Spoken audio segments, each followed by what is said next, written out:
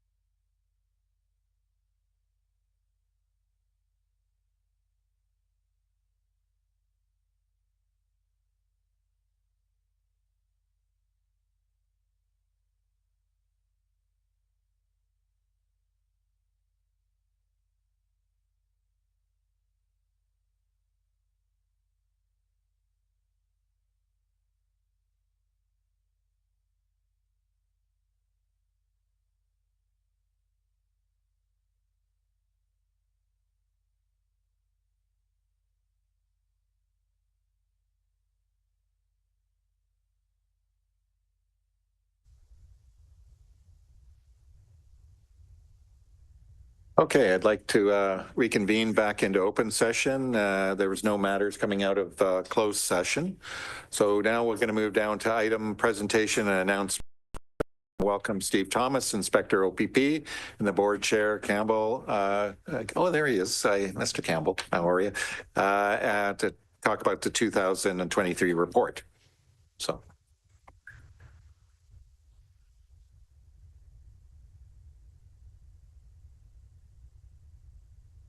Welcome, gentlemen. So happy to see you. Morning. Good afternoon now, I guess. Just want to start off by saying thank you very much for inviting myself and the chair to come before Center Wellington Council today. It's nice to see everybody. It's already November, so hopefully next year we can come a little bit earlier in the year about the 2024 annual report. But I'll focus on the report in a moment here. But there's been a lot of change in 2024.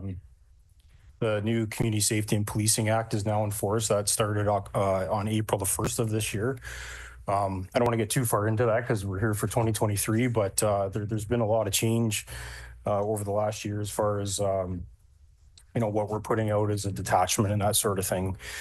You'll see some new stats packages come out that we've recently introduced to the board over the last couple of months, kind of as the OPP is moving towards the new regulations under the new act and how we report our data. So our last two boards, we've presented a new statistics package from what you would have seen in the 2023 version. It'll be a little bit different for next year, but I digress. We'll go into this report. Do you want to start before I get into it? I want to say hello. I mean, this is Inspector Thomas's report. I'm here for moral support. Back up. And then he pulled the inspector's report, so he's here to highlight it for you, and I'm here just in case. So thank you again. So I'll get into this. So for 2023, again, like we're back to sort of pre-pandemic calls for service levels. I always like to start by thanking all of our members for all the work they do in our communities. So we'll get into some of the details as I go through the report. In 2023, we welcomed 2 new recruits and 3 experienced police officers. We also received 2 staff sergeants and 2 sergeants. So, we're doing well in that regards. Tragically, in 2023, we had 18 fatal collisions. One is too many. I'm happy to say, knock on wood, that we are down about 35% of that for this year. So that's good, but we did have 18 fatal motor vehicle collisions last year. Again, one is too many. So my thoughts go out to all those that are affected by those tragic occurrences. We continue to do proactive ride programs throughout the county. There was a decrease in traffic offenses in 2023, but we've seen that increase this year. As most of you may have heard me talk before, our traffic management unit is strategically deployed around the county based on data. We did tweak our Black Cat program sort of at the end of 2023. And what that includes now is a report back mechanism. So when we first introduced the program, we'd deploy the Black Cats, we'd report to the board on which areas were identified for enhanced enforcement, but we've built in a sort of a report back mechanism that allows us to capture what those enforcement efforts are in those particular areas, and then we report that back to the board. So into 2024, if you'd seen any of our detachment board reports in 2024, we include now some data on enforcement efforts in a given location.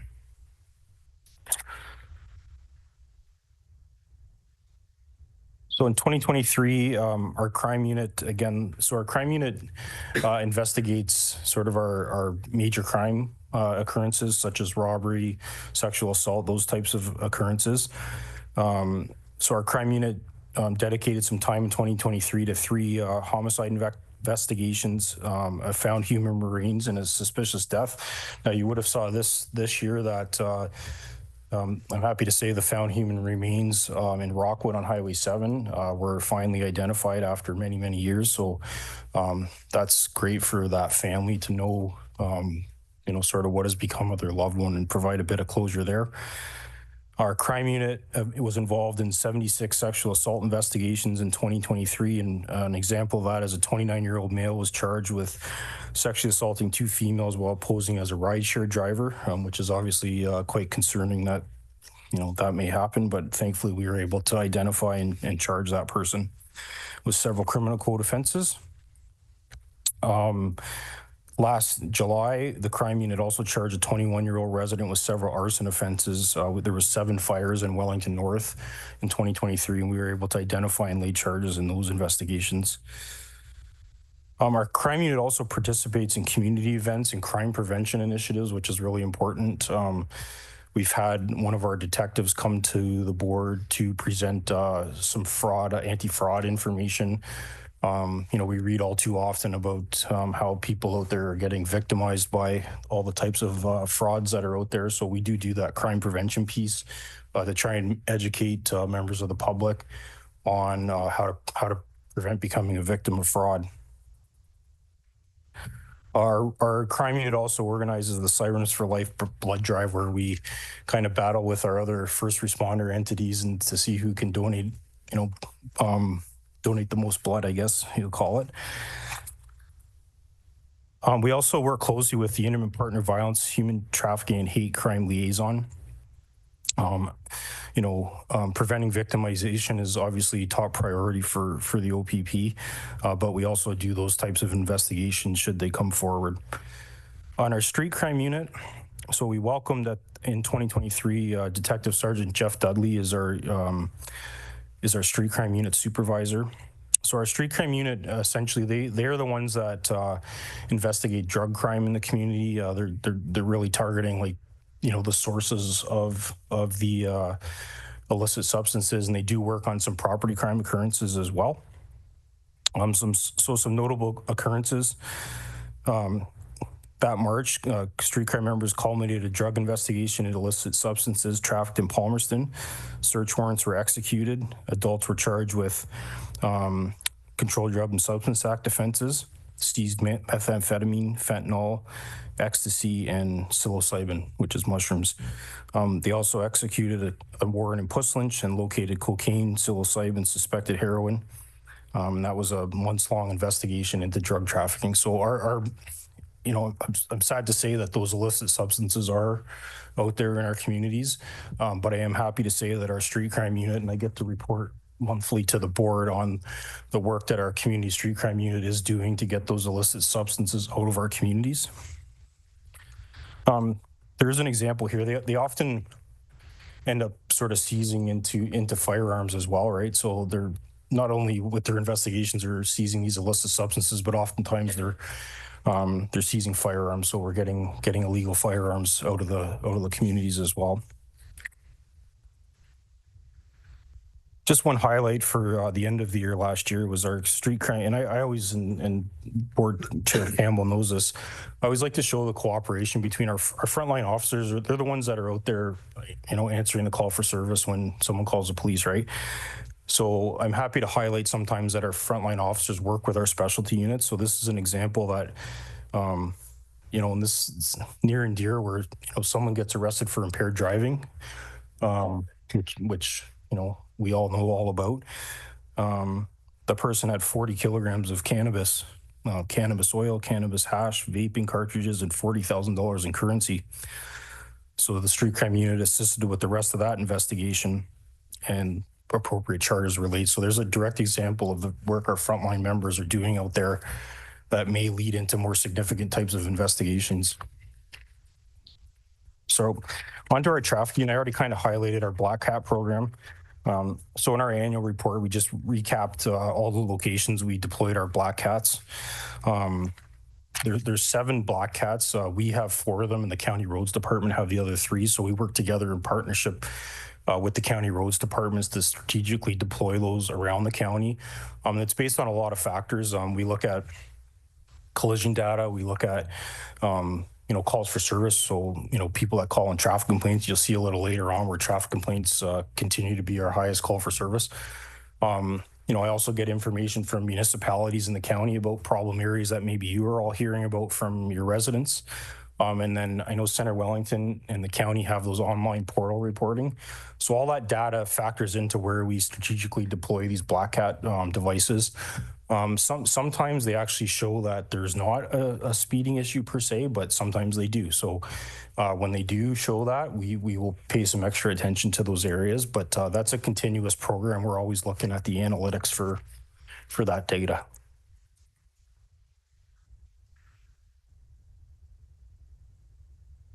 We also have our boat. So our Marine Patrol was out this year as well, but last year too. I'm happy to say, knock on wood, 2023 and 2024 for that matter, we had no marine related fatalities within the county, which is fantastic. Some notable incidents. We're very fortunate. We have 2 of our members are specially trained for commercial motor vehicle enforcement. So just to highlight, a blitz was conducted in Arthur back in the previous January. 11 vehicles taken out of service, 20 warnings, and 22 charges laid. Our traffic unit at that time hosted a joint training session with Guelph Police Service, 3-day orientation for commercial motor vehicles. A further commercial motor vehicle blitz was conducted in Erin. Lots of inspectors there. We also paired with the Ministry of Finance. 61 truck inspections took place with 16 vehicles taken out of service and 81 charges laid. So we're very fortunate to have a couple officers here that are trained in those specialty resources. Not all officers are trained to that level for commercial motor vehicle safety. And so we strategically deploy those blitzes sort of around the county where the need arises. Festive Ride last year. Our Festive Ride campaign, we checked 3,442 vehicles, conducted 44 approved screening device tests, 7 warrant suspension reins, and a total of 48 persons were charged as a result of roadside check stop. I will say our Festive Ride program will be launching again later this month for this year, and I always remind everyone, really, we do ride all year long, not just at the holiday season. Our officers are always out there, but especially this time of year, I always like to remind people, please, there's lots of options for ride share in your taxis, or have a friend, or please make sure you have a ride if you're decide to partake in any alcohol or legal drugs. Drug impaired driving is an issue too, right? So I was cannabis is legal now, so drug impaired driving can be just as deadly as alcohol impaired driving. Our collision reporting centers are up and running. In 2023, Wellington OPP were dispatched over 1,900 motor vehicle collisions. 80% of those were vehicle damage only. And depending on the month, our collision reporting center processes over 50% of those collisions. Why that's important is because it's basically a direct reinvestment to our frontline officers. So instead of having to send an officer out to a minor fender bender, for a lack of a better term, they're directed to attend one of our offices, and we have collision reporting clerks now that will take in the information to generate that collision report. So that frees up the time for the officer to stay out on the road. So that's been a really good program for the citizens. I think we are up to maybe closer to 60% for 2024, but we'll have that data for you next time I come. Our community response unit. So our community response unit, those are our officers that attend our community events, summer camps. They do foot patrol. You'll see them on the bicycles, the ATVs, the snow machines. They do ride. They're engaged with our youth. All of those programs are out of our community response unit. This year in 2024, we've added some offender management work. So you may have known this, but our detachment received a grant from the Solicitor General specifically to help offender management and compliance checks for those people that are either wanted or out on bail conditions. So our community response unit is helping do some of that work. And I don't have the exact number for 2024, but we've executed north of 200 arrest warrants alone this year. So some great work being done there. Our impact program, so in 2023, there was 683 requests for service from our impact unit. I'm happy to say that 91.6% of those were diverted from hospital. And that's a significant accomplishment. And I know Councillor Adams and Councillor McDonald have heard me speak many times about the impact program. To be honest, I can't imagine policing without having our mental health clinicians with us. We've been fortunate in this area. We've had it for over 10 years now. Some areas are still getting it up and running. You know, the most important thing is we're getting the right service for the people at that point in time, right? And people in crisis. But I don't want to forget about the sort of the help we're giving to the emergency department. So by diverting 91% of those people from the emergency department, that's also a bit of a savings on the healthcare side of things where, you know, people with more acute issues. And again, we do have to take some to the hospital if they require it, but because we have the impact team now, we are diverting over 90% of those people away from the emergency department. So that is just a fantastic program. Our auxiliary unit, in 2023, they completed 4,000 hours of volunteer service. So an amazing group of people that give their own time to work alongside us, help us out. They go on ride-alongs. You'll see them at the Stuff a Cruiser events and the food drive and the toy drive events and those types of things. And they also ride along with our officers on shifts as well.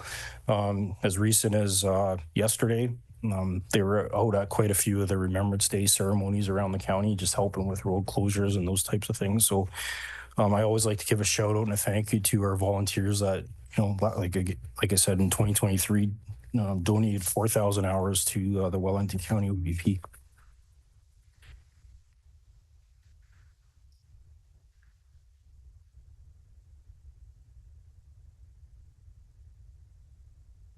So I'll just get into a bit of data for you here, just to kind of cap off some 2023 stuff. So our top, so we're seeing a trend of our, like I said, our calls for service have been steadily increasing since the pandemic in 2020. So from 2019 to 2020, we've seen a bit of a decrease in the calls for service, but since 2020, they've been steadily on the rise. And I can say now that our calls for service are at, or if not more than, pre-pandemic levels. Our top call for service in 2023 was traffic complaints. So we are well aware of the concerns of traffic in and around the county, followed by police assistant collisions, police information, suspicious persons or vehicles. We don't use the term domestic disputes anymore. We use the term intimate partner violence, but that's in there. Mental health occurrences, ride programs, traffic hazards, and thefts. So those are our top calls for service in 2023. It may be slightly different for 2024, but I suspect traffic complaints will still be somewhere near the top of the list there.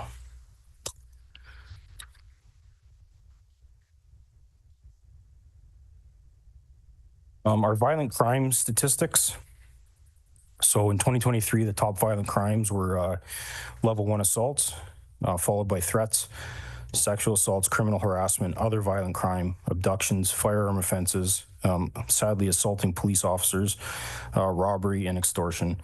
Those were the top violent crime. The violent crime this year is trending fairly steady from last year's numbers, but again, I'll have that data at the beginning of next year for you. I guess I should add it at the start. So what we've decided to do as a board and myself is once our annual reports come out, we'll send an invitation.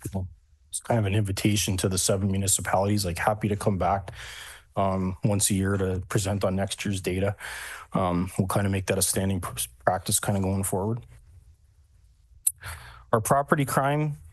So in 2023, the top property crime occurrences were fraud, followed by theft under 5,000, mischief, stolen vehicles, break-and-enters, thefts from vehicles, theft over 5,000, shoplifting, possessing stolen property, and arson. I can say that our property crime is trending down in 2024 currently, but again, I'll provide that data for you at the next time I come visit.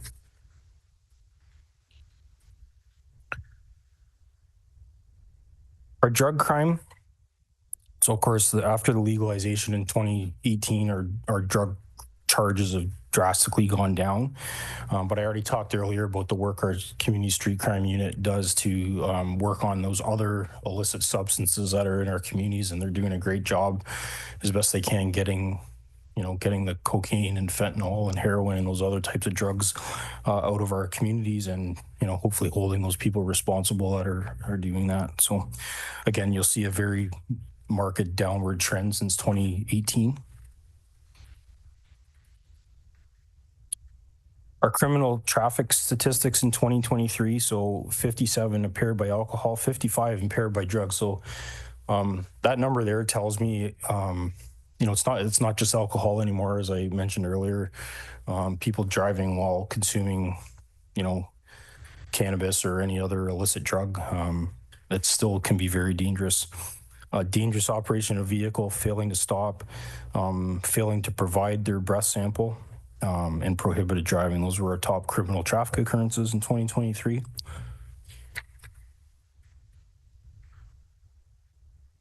Motor vehicle collisions in 2023, 1,789. And again, I mentioned earlier, 18 of those were sadly fatal motor vehicle collisions. We did 835 enforcement activities, 56 stunt driving occurrences, 30 traffic control occurrences. So you see the top traffic calls for service there.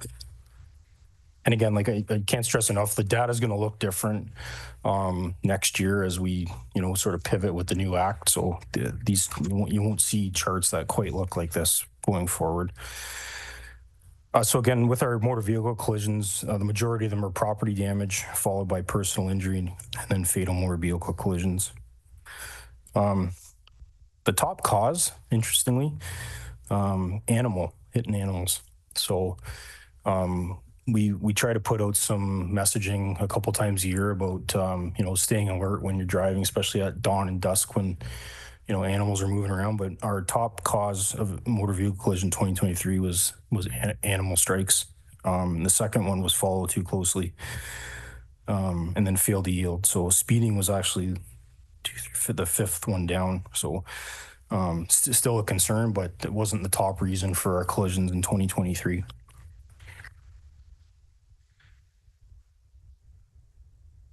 Speeding offenses 2023, 3,162 charges laid, 362 seatbelts, and 93 distracted driving. I can tell you that the number of charges has gone up quite a bit in 2024. I think that last count was about 40% higher-ish. Sorry, I don't have the 2024 data in front of me, but we have seen an increase in traffic enforcement this year over last year. And again, on the traffic side, the most charges are under the Highway Traffic Act, right? Like that's where you're speeding and follow too close, stop signs, seatbelts, all those charges are located. But we also lay insurance charges, Motorized Snow Vehicle Act charges, some small vessel regulations for the boats, off-road vehicle acts. We also do enforcement in those areas as well.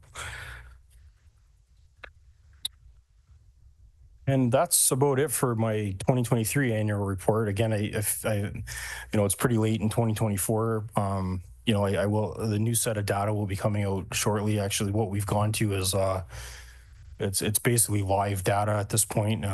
We've pivoted so that I'm able to get fairly real-time data from our system now. And again, like we're evolving as the new Policing Act is now in force as of April 1st. So if you look at any of our last couple detachment board reports, you'll see how the new data will be reported. But subject to any questions, I'm happy to answer if you have anything else to add there. Right. Thank you, Inspector Thomas. Councillor McDonald. Through you, Mayor Waters, thank you for an overview in your report. I'm happy to see the impact team is still continuing and it's funded and it's there for the officers too.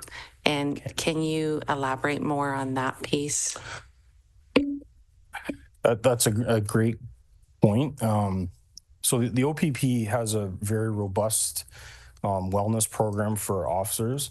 that's available to them, as well as through the Provincial Police Association. But sort of an unintended side effect of having the impact program, because the clinicians work right out of our office in Fergus here, the officers, they get to know the workers because they see them each and every day, right? So it's just one more avenue that the officers have available to them should they need supports, which is fantastic. Any other comments, questions from council? Maybe you can oh, sorry, go ahead, Councillor Craddock. Thank you, and through you, sorry to interrupt.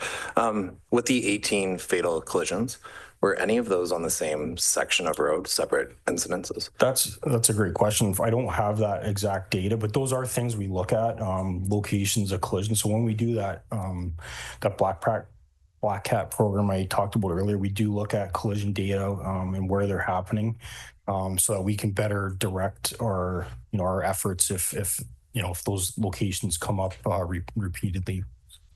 I don't have that exact data right now, but to answer your question, yes, we do factor that in where these collisions are occurring. So okay, great. Thank you. Yes, Councillor McDonald. The funding you received from the Solicitor General, you said 200 warrants.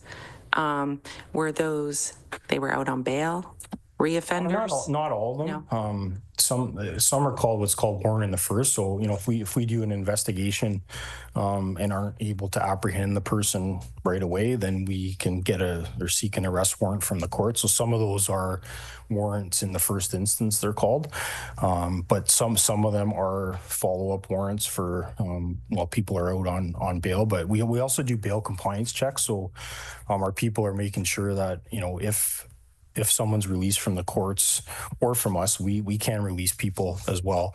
If there's conditions, we are following up now and making sure they're abiding by those release conditions. Councillor Evelyn. Through you, sir, quick question.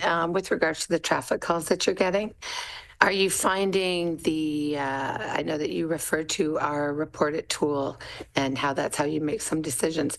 Are you finding that those phone calls are repetitive? Are they people complaining about an area or a situation happening at the time?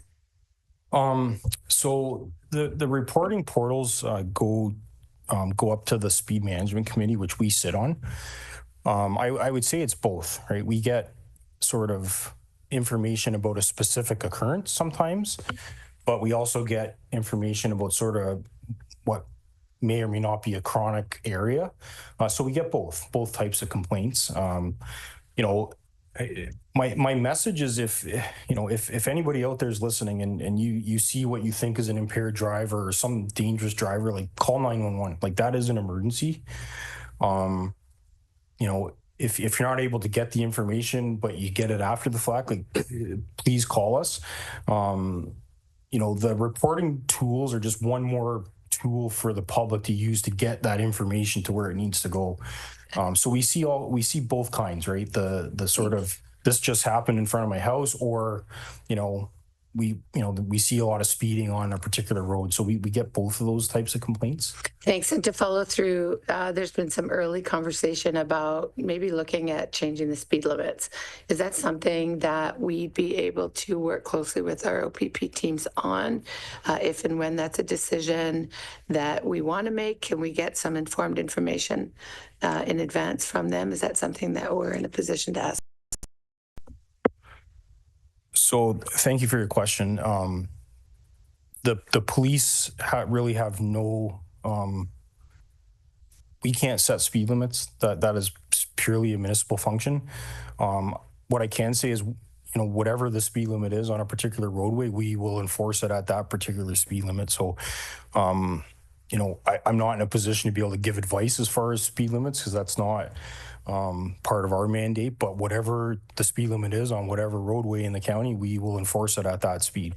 Apologies, just to explain, if you're seeing, the average speed is this, you can tell us that's what we mean. What are you seeing on roads, and is this something that makes sense? That's all, and we'll certainly come back around, but I think we'll probably look to you for some guidance on that. Yeah, and I mean, like I said, we deploy our Black Cat strategically for the policing enforcement purpose, right? I mean, there is a lot of roads in this county. You know, I can say that the Black Cats likely haven't been on every road in this county, like, because we try to deploy them strategically. Again, it's based on where we're getting traffic complaints from, where collisions are, right? So, you know, if X street in X municipality, if, you know, if we never hear from anybody or we never have any collisions, like we would not have any data on that particular road, right? Like, you know, I'm not going to have a Black Cat deployed, you know, when we've had no traffic complaints or no collisions or any of that. So we wouldn't necessarily have data for that segment of roadway, but, you know, for the segment of roadways that are, you know, brought to our attention, we try to deploy our analytics as best we can. Any other comments, questions? Just, I know this doesn't really pertain to your report, but maybe you could explain to council in terms of cameras that are coming. So just in terms of that program and how that'll be rolled out. So thank you for your question, Mayor. So the automatic speed enforcement program, again, that is solely a function of, at this point, the County of Wellington. I really can't speak to that program. It's born through the roads department or the roads committee at the county.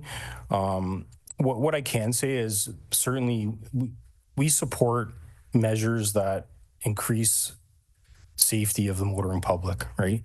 So whatever that looks like, and again, like, you know, we don't have a say in automatic speed enforcement. Like we really, to be honest, have nothing to do with it. But from a public safety standpoint, certainly I would hope that that's one more tool in the toolbox to get the motoring public to slow down in certain areas. I didn't mean to put you on the spot there, Steve, but I see the political entity right behind you. Political standpoint, yeah, it's the County Roads Committee that's doing that. There's 7 of them going in across the county, 1 in each municipality. The original intent was to put in multiple locations and move the cameras. That's no longer allowed. So you'll have 1 location with 1 camera. It'll be properly signed. And as Inspector Thomas said, it's an outside agency that's actually running it. The county's running a 1-year pilot. The intention is after that pilot, if everything's successful, is to expand it. And there will be an opportunity at that point for the lower tiers to buy in or buy out of the program. So if the county comes back, and this is all supposition at this point, says, well, we've got 7, we're going to go to 14. If Center Wellington said, well, we'd like 4 of them, there will be an opportunity for you to piggyback onto that county program at that time, assuming it goes past the pilot. Okay. To Councillor Evoy's comment about assistance in terms of Black Cat data and that type of thing, if you were looking at a specific section of road that you wanted data on, we have all that data that's available. If it's not available, we can do a placement. Okay. So if somebody wanted Wellington Road 18 on the edge of Elora and we don't have that data, we could certainly put up a Black Cat for you and get that data. We actually had one of those last year, and you didn't mention it, Steve, but we did a police academy, which was participated by 20 some odd local people.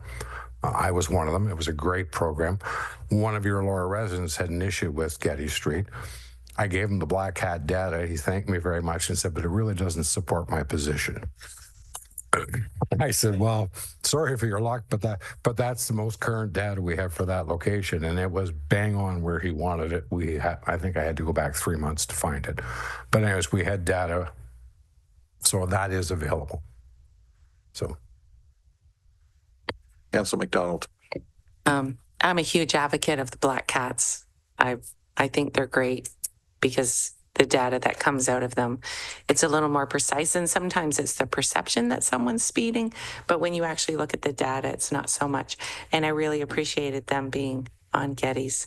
I do also want to comment on the commercial vehicles that you have been taking off the roads. That's huge.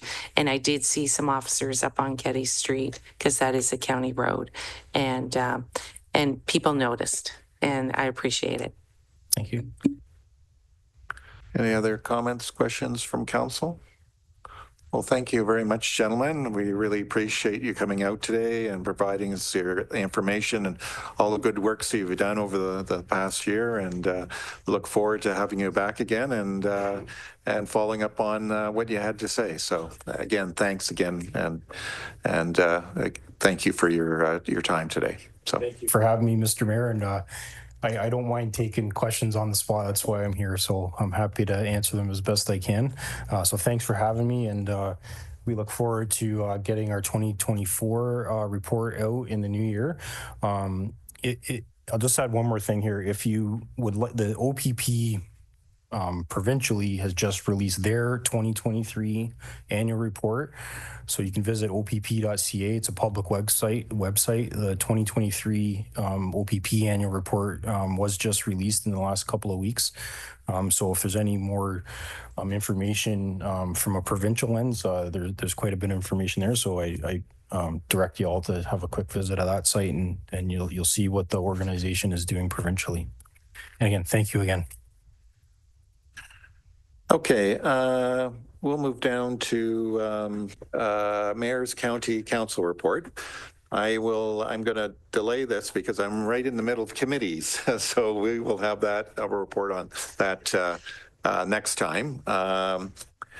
And then I'll move down to item 8.3, Councillors Committee updates. So is there any? Yes, Councillor Wilton. I'll start and then I'll let Councillor Adams add anything. We had a meeting of the Healthy Communities Advisory Committee last week. We had a really interesting update on the new residential toilet rebate program, which I think is going to be really good. So I hope the media picks up on this and helps with marketing. Has the potential to save 12 million liters of water per year in our system, if I got the stats right from a staff person. I'm having trouble counting zeros, so hopefully I got that right. We also had an update on the urban forestry update, and they're coming to council. They're here from Lucas and Todd, so we'll hear from them in a little bit. And an update on the Community Impact Grant Program, which Kristen Bedial has been working very hard on with the working group on the committee. So they had some suggested changes. The big one that you'll hear about in the council meeting in a few minutes is that it has a new name of the Community Investment Fund Policy. So that's coming forward in just a few minutes. And we also had an update on the Draft Culture Action Plan, which sounds like a really interesting plan. And they had a number of actions and goals for staff to kind of pursue with council support, of course, over the next few years. So, and one little piece I thought was really interesting was under the active transportation and working group. The working group actually got to go on a bike tour with the consultants of the community and to find some kind of pinch points and ideas for improvements in that within the community. So I think that was a really creative way to get some community engagement going. So thank you for that. So overall, a good meeting. And I think that was it, but I'll let Councillor Adams add anything I might have missed. Oh, Councillor Wilton, I think you did a good job. I think hearing about the working group updates, it's been really good. They've been really engaged. I think the work that that working committee did in terms of the community investment fund policy, they did so much work in that. I've been with Councillor Jefferson before in that committee and going through those grants, and it's such a big process. So the amount of time that they went in and some really good feedback. I think some really good changes for our community was good to hear. And again, I just want to say how great it is to keep having the youth members in those groups. They're present and they're active, and it was a really great meeting. Thank you. Any other committee minutes information for us? Okay, thank you. Let's move down to, there are no delegations today. Consent items, consent agenda items are considered routine in nature and are voted on collectively. However, any member of council may request one or more items to be separate action, and I'll read the recommendation that the Council Township of Central Wellington approve consent agenda items 10.1 through to 10.3. Do I have a mover for that? Yes, Councillor Adams, seconder on that, Councillor McDonald. Any comments or questions as it relates to these items? All those in favor? That is so moved. 10.1.3. Okay, consideration of reports. We'll move down to item 11.1, Bellside Cemetery Block D expansion update. A report from Adam.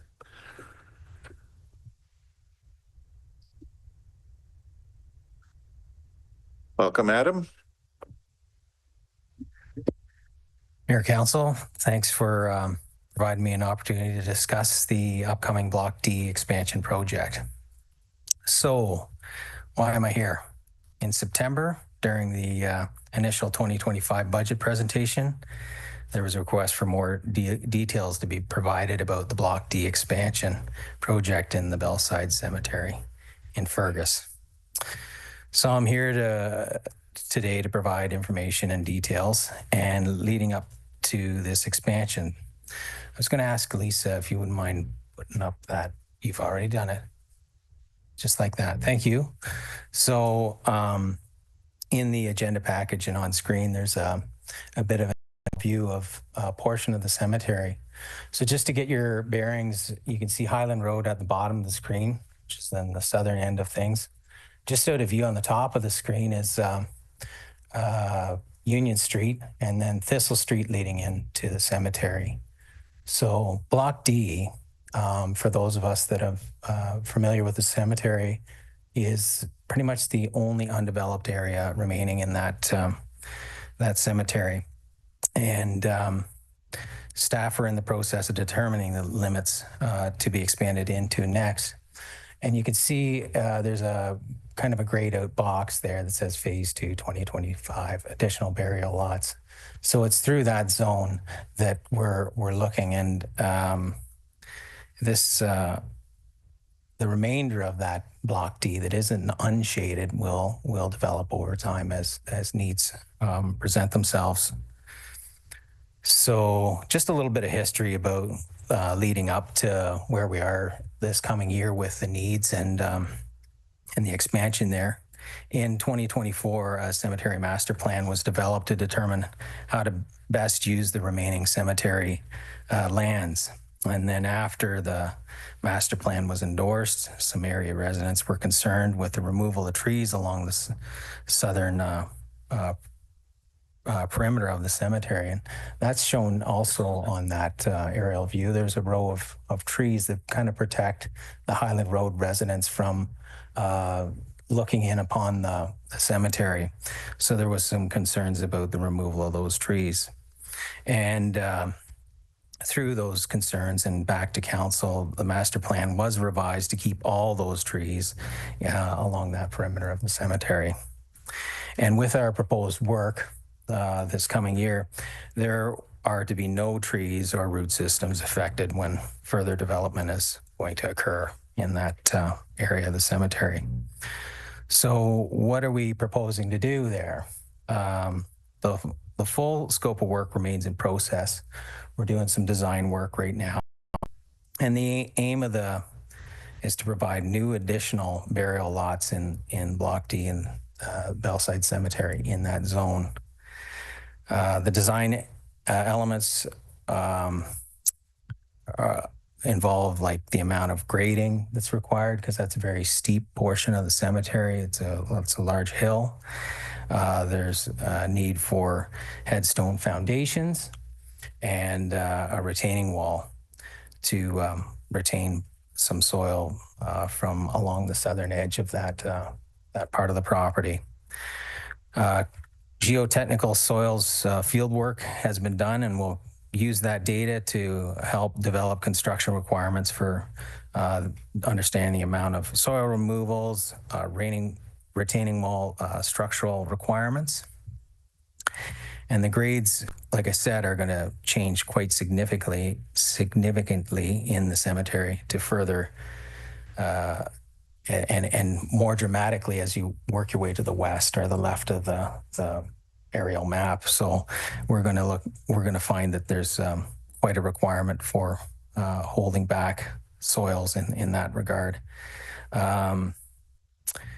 When the design project specifications have been completed. The construction tender will be completed and released. We're hoping sometime in the spring of 2025 to get this underway.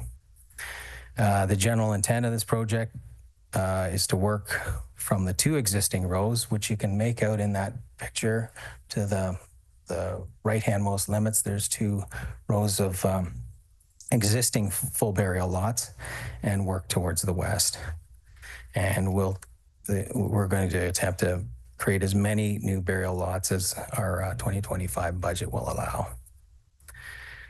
So last year's 10-year budget indicated there was that we were looking forward to an $80,000 construction budget and implement that in 2026 for this very work. But the budget was increased to $120,000 and moved to this year in order to stay in keeping with the needs and burial options in for us influence the overall budget, coupled with enough burial lots for the current demand over the coming years. So if there's any questions or additional clarity required, I'd be happy to take any questions you have at this time. Thank you, Adam. Comments, questions for Adam? Yes. Councillor Adams. Thank you, through you, Mayor. And thank you to staff for this report. It's good to have this information here as this work is coming up. Just one question, well, 2 questions.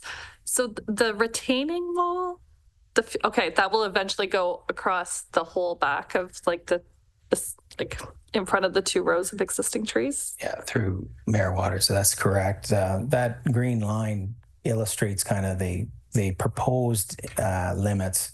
Yeah, as I said, it's a little bit iffy, but there's going to be a requirement for a wall. The entire height will be a function of how much the grades will be required to change there. So it'll be at one end, not very tall at all, but through one section there, I can imagine that it's going to be fairly extensive and probably taller than I am. Okay. And just my second question was, can you just talk about the general current like capacity right now? Like if we didn't do anything next year, like what that current capacity is? I do have a couple of little bits of information I can provide. So every year we take a hard look at how things are moving in both the cemeteries and what we have left and where the demands are and the different types of memorialization. So, for instance, in the Bellside Cemetery with the in-ground burial graves, we just have 21 remaining right now, which is significantly low. And we're I believe only offering time of need sales right now. There's no pre-purchasing permitted in order to maintain those 21 sites until such time that we have some more to offer.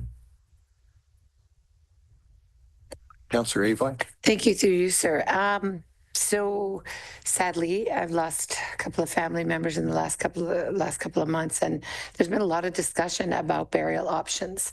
And I'm wondering where we are as a township, as a county, or even as a province, with regards to new burial options that include, pods and other options, trees, it seems like that are becoming popular in other provinces. Is that a provincial decision? Is that something this council will have a chance to address? Yeah, I believe that. Stay tuned. Just coming up in the next report, I think there's going to be a bit more added here by Lucas to that point. So he'll expand thoroughly on that, I'm sure. Okay. Any other comments or questions for Adam as it relates to his report? Okay, thank you, Adam. I'm going to read the recommendation that the Council of Township of Centre Wellington receive report number IS 2024-34 regarding the Bellside Cemetery Block D expansion update as for information. I do have a mover for that. Councillor Wilton, seconder on that, Councillor McDonald. Any further comments or questions?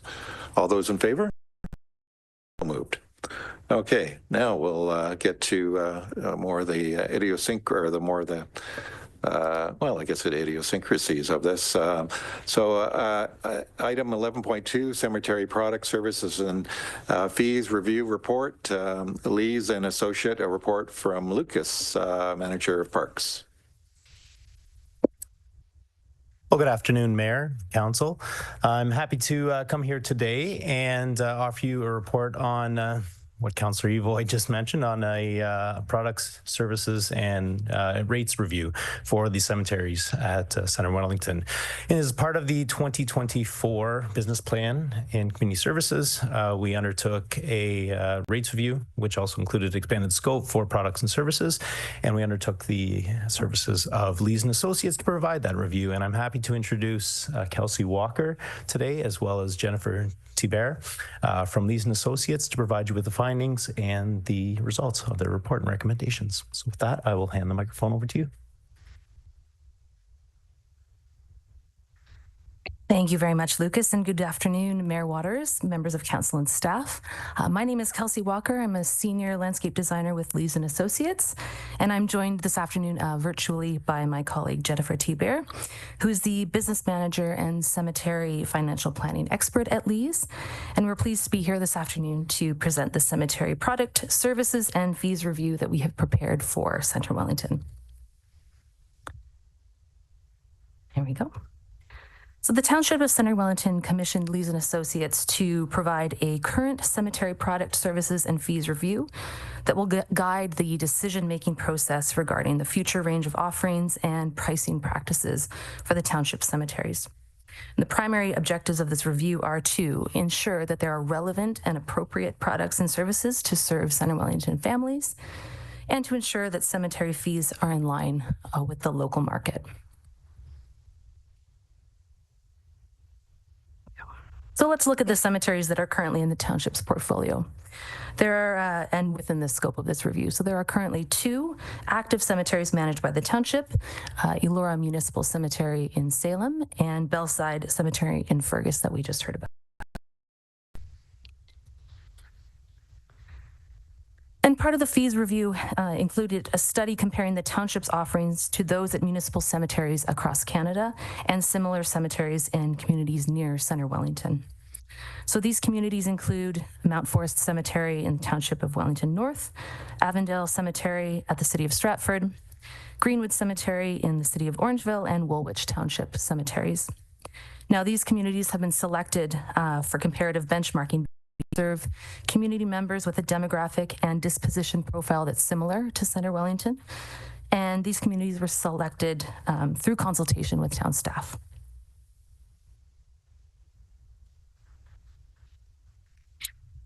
So let's begin by looking at the product and services review. So I'd like to start by looking at what cemetery products the township currently offers.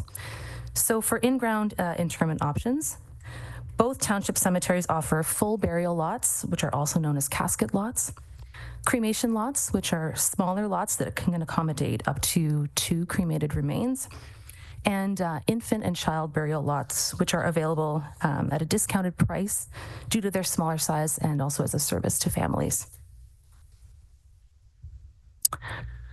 And for above ground options, the township currently offers community columbaria in a variety of shapes and orientations. Community columbaria are above ground structures with many recessed niches, which accommodate cremation urns. And a standard niche will accommodate up to 2 urns.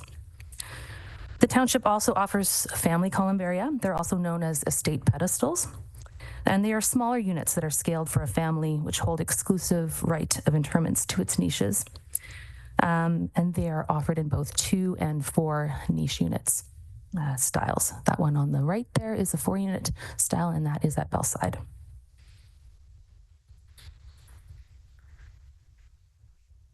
So what we found in our product and services review was that compared to nearby cemeteries in the region, the township cemeteries currently offer a similar range of interment services, inventory, and memorialization options.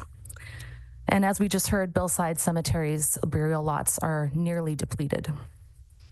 In addition to adding more existing inventory at Elora Municipal Cemetery, there are new offerings that the township could consider to attract the interest of its community members.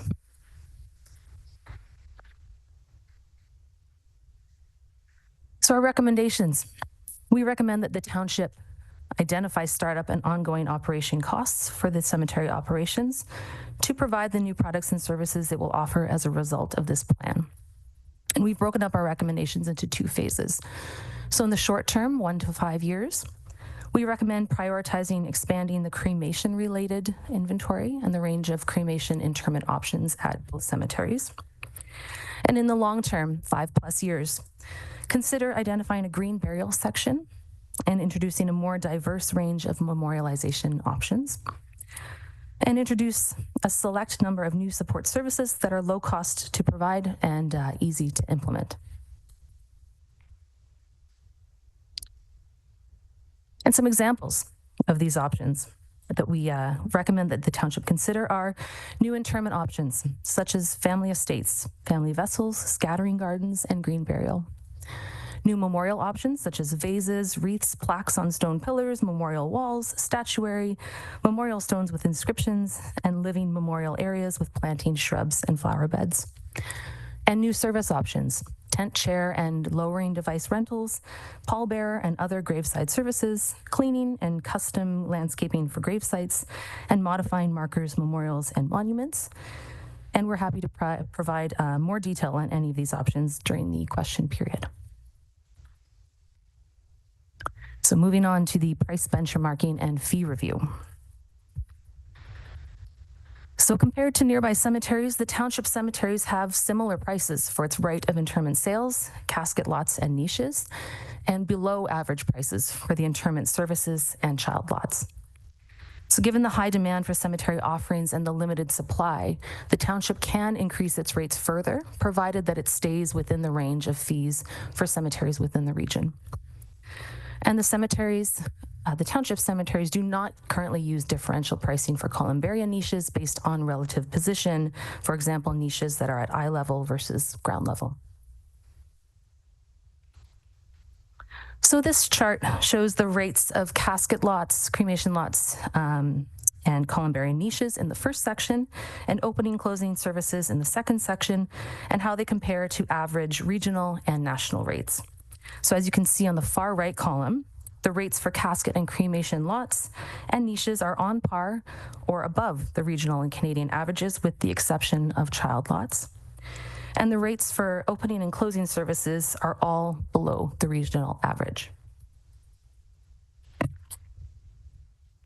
So our, excuse me, our fee recommendations include increasing the cemetery rates annually by a minimum of 3% per year to offset inflation, to examine price increases every year to determine whether a greater than 3% increase is needed to offset growth in its cemetery operating costs, and to increase the Elora Municipal Cemetery's fees to match those at Billside Cemetery in Fergus as a general best practice.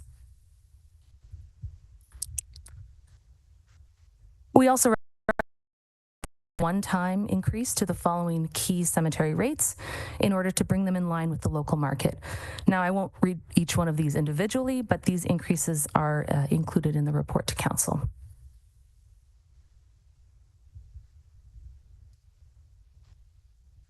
And finally, our recommendations include clarify on the price list that the disinterment fee for a columbarium niche is the same rate as its interment fee for an urn placement in a niche. Over the next 3 years, track the proportional and dollar value of sales and services attributed to non-residents. So if high non-resident demand significantly depletes inventory or is determined to have a high opportunity cost, we recommend that the township should introduce a non-resident premium at a minimum of 25%. And finally, add new fees for new cemetery interment options, memorialization options, and support services that the township adds to its price list. And with that, we are now happy to take any questions you may have. Thank you, Kelsey and Jennifer. Comments, questions from council? Councillor Evoy. 2-1, could you explain the green, please? Yes, absolutely. Thank you very much. And through you, the mayor, I will just forward. I do have a slide for that, so let's just.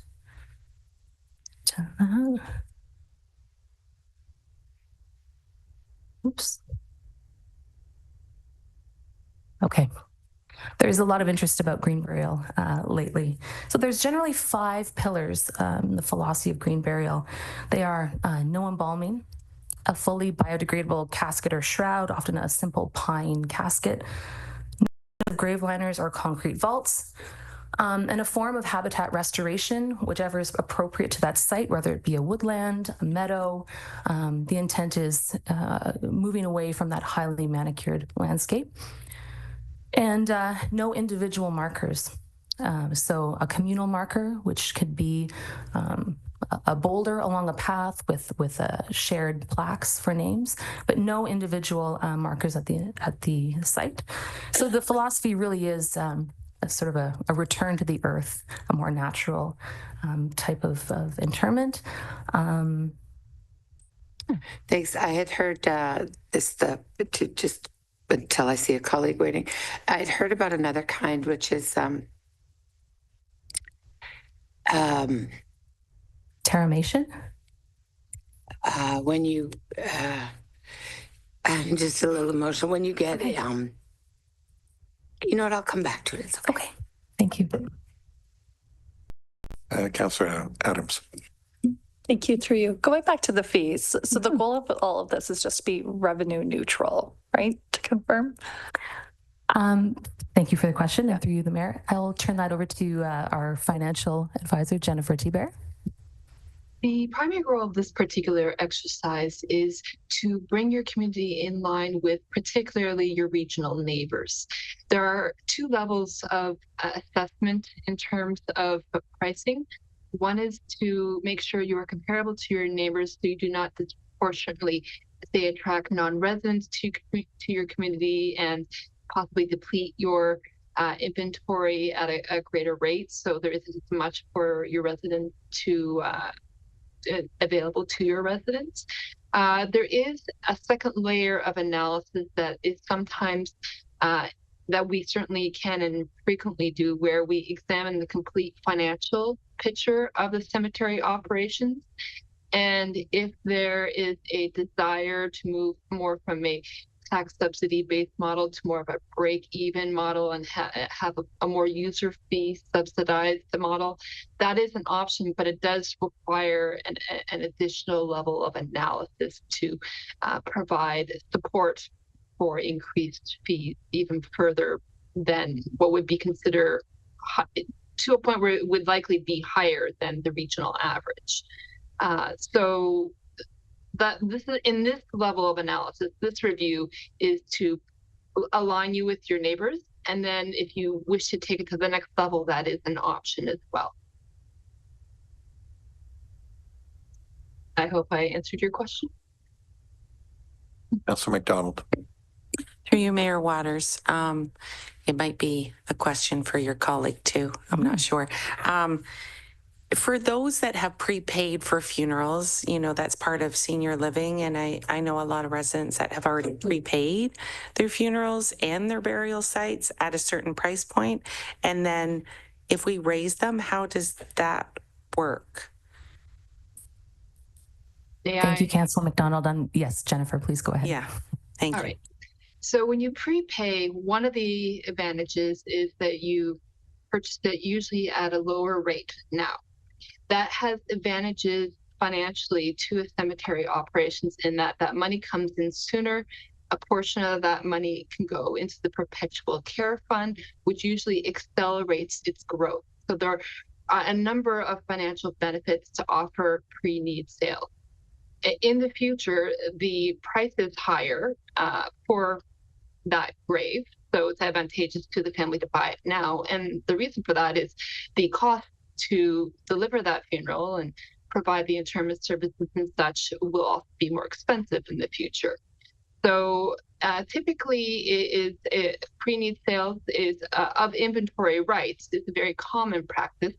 Although I will say the pre-sale of the interment service, the special accounting rules around that, and it's more complex administratively. So that is actually less common for a municipal cemetery to offer. So there's lots I could go into about that, but I think I hope that answers your question. Yes, it does. Thank you very much. Yes, Councillor Jefferson. Thank you, Mayor Waters. Through you. I have a question after that, Barb. Sorry, Councillor Evoy was wanting to ask, but I'll ask mine for now. With just in regards to the non-resident premium, I'm just wondering, because it's saying that it's classifying the non-resident as an individual who did not reside or own property for a minimum of 1 year before their death. I'm just wondering how that aligns with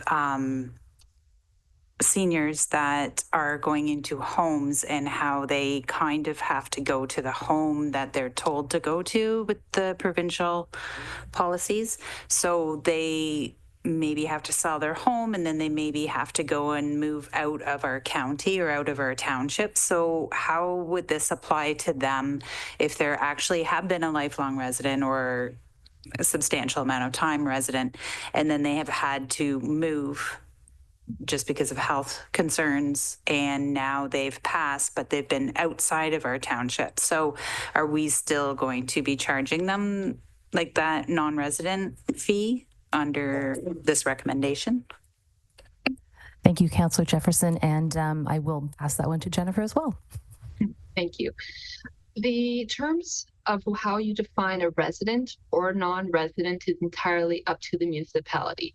The 1 year term of residents, or sometimes municipalities will say will have paid, property tax or have family in the community. There's many ways to define the criteria of who qualifies under the resident classification.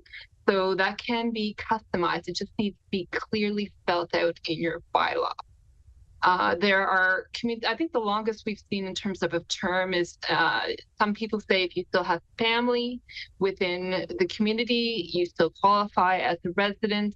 Some municipalities choose to extend the term of residency if they want to decrease and make it the channel more narrow. Often it's tied to inventory and how much is available. So you have the ability, by defining it in your bylaw, what you count as a resident. So we have worked with municipalities that have made more extensive definitions to allow for seniors that have had to move. So that is entirely accommodatable.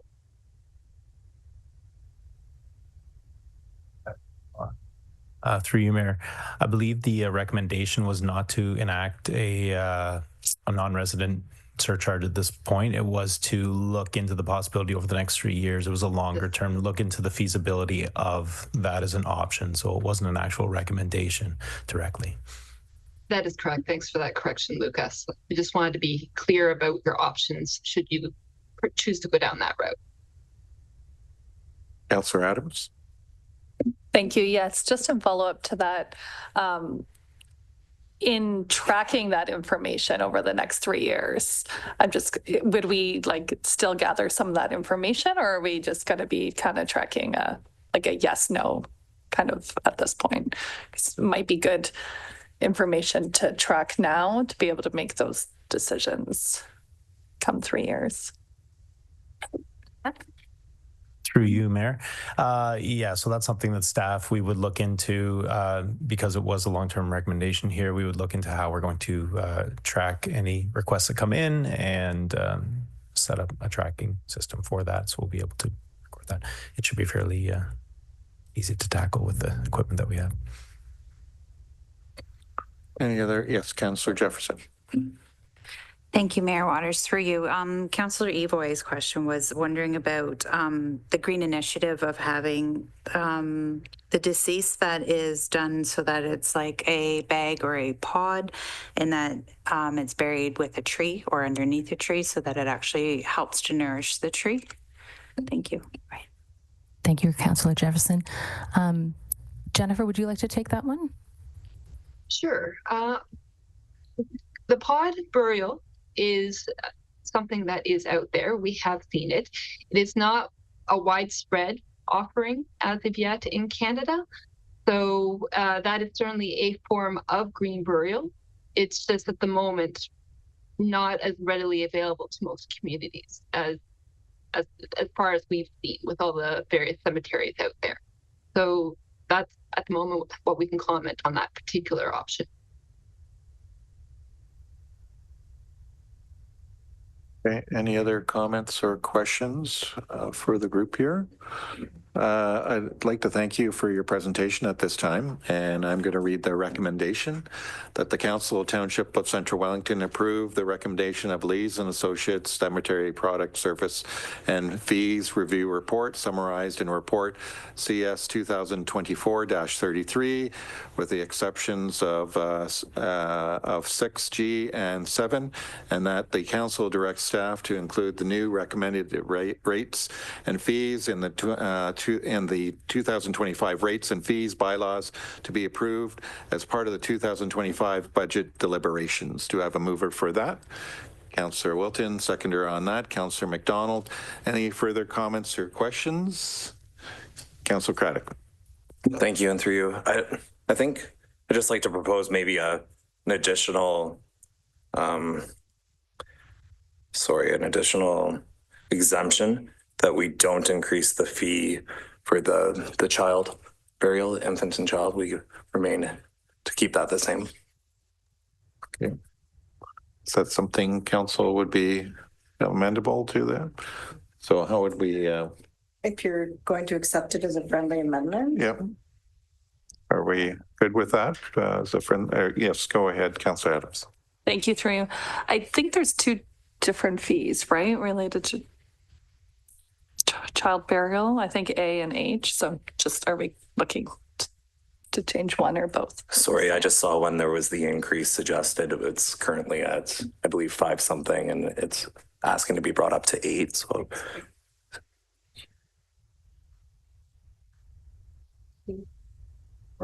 The two recommendations would be 6A and 6H. So if they're, yeah, and K. 6A, H, and K. Oh, does this relate to this? Yeah. Through you, my question would be around assuming we decide that the jump will be very high if a follow-up council doesn't stay on our line of thinking. And so maybe we have a smaller jump so that if another council down the road does bring it up, it won't be as big. We can't control what's going to happen next. my hope would be that they would continue to keep it the same. We would hope the same. Okay, so we have a mover and a seconder, and we have a friendly amendment in terms of the items. Okay, so I'm going to read this and see if everyone's on the same page on this. That council and the Township of Central Wellington approve the recommendation of Lees and Associates Cemetery Product Service and Fees Review Report summarized in Report CS 2024-33 with the exceptions of 6G and 7, 6A, H, and K, and that the council directs staff to include the new recommended rates and fees in budget in 2025 rates and fees bylaw to be approved as part of the 2025 budget deliberations. So the first and second, are you good with that? Yes, go ahead. Through Mayor Waters to maybe Dan. It looks small here, but how would that affect the overall process of this at this point by waiving fees? I'm looking at the staff time of the burial, and those fees? It would all be part of the fees and charges bylaw review, which we do as part of the annual budgeting process. I would suggest on balance, the changes that are being contemplated wouldn't amount to a material impact from a budget standpoint going forward. That is to say, though, if we don't keep in line, our cost of services do continue to go up annually with the price of, or the way inflation is going at the time. So by keeping these static, we may be trailing and subsidizing to a certain degree from a tax standpoint. But again, with the volumes that are being contemplated, I don't think, again, it will amount to a material amount. Okay, thank you very much. And I'll move that. I think we already have. So, yeah. So, yep, you're comfortable, the first and seconder. Okay, any further comments or questions? Okay. Oh, yes, go ahead. Sorry, just to clarify. So, so we would basically strike out those ones, but in terms of the increase to all fees by 3%, that would apply to everything then, correct? Okay.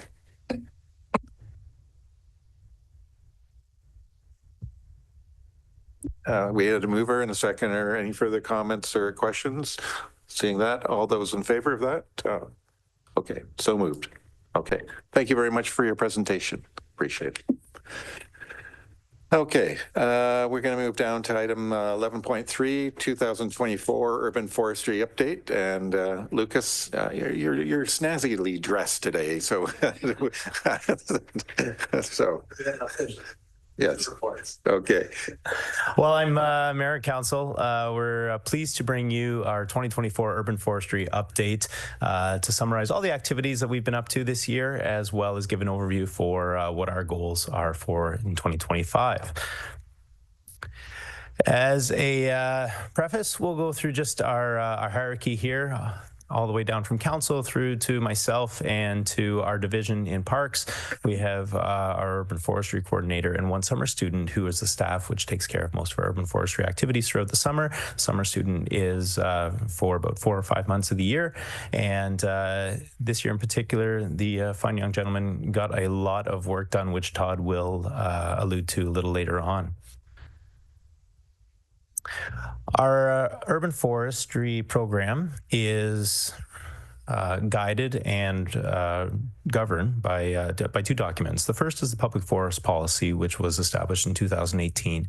And the goal of the Public Forest Policy is to enhance the condition of public trees and the quantity of public tree canopy cover in the Township of Centre Wellington. This is a document that's attached to your agenda packages for your perusal. There are 11 objectives of this forest policy as well. Number 1 is to promote the retention and enhancement of publicly owned trees in the urban and rural areas of the township, to employ management practices best suited for the establishment and long-term culture of trees across a range of growing conditions, including tree planting in new developments, to establish and continue an annual tree planting program with specific planting standards, specifications, and recommendations, to build a dynamic tree inventory of township trees, to develop an accurate and replicable measure of tree canopy cover within the township, to develop a program to achieve net zero tree or canopy loss as a result of development, to develop a program to identify and manage risks associated with trees. Oops. Doesn't like this page. All right, to recognize and promote the important role and contributions that trees may and wooded areas perform throughout the township, to identify and explain the current operations of the township as they pertain to trees and public property, to promote diversity of tree species within a preference for native species throughout the public property, and to assist in guiding and developing tree management practices now and in the future. This program, or this document in particular, is a very robust document and very thorough. It covers all our practices, all our specifications, and guides us in our daily activities for how we address tree maintenance and tree protection throughout the township. So we hold this policy very close to ourselves, and it guides us in everything we do. Our second document that we basically regulates our actions are the Public Tree Bylaw 2022-57, adopted in 2022. It's a bylaw to authorize and regulate the planting, care, maintenance, and removal of trees on public property. This gives us the authority to address our own property of trees and to manage our assets. It provides general provisions through a permitting system. It allows us to control any actions that happen with trees due to residents looking to impose some damage to trees, removals, etc. We'll get into that a little earlier or later. And it provides compensation values as well as remedial action through bylaw enforcement. Part of our 2024 project highlights. Actually, before we get to those, I'm going to jump ahead here. Last year, I came to council and provided you an update, and it wasn't quite as thorough as this, as I was a new employee at the time, and we were having some growth in the division, and so we put forward 4 goals, and they were to continue to update and maintain the tree inventory system, implement our public tree permitting system as per the bylaw. We're continue our emerald ash borer community planting and maintenance programs. As well, we're going to continue to work with community groups to promote environmental stewardship. At that point, we had a vacancy in the urban forestry position, and we had subsequently filled that position in December. And I'm happy to present Todd to the podium now to provide you an update on all the good work he's provided in 2024.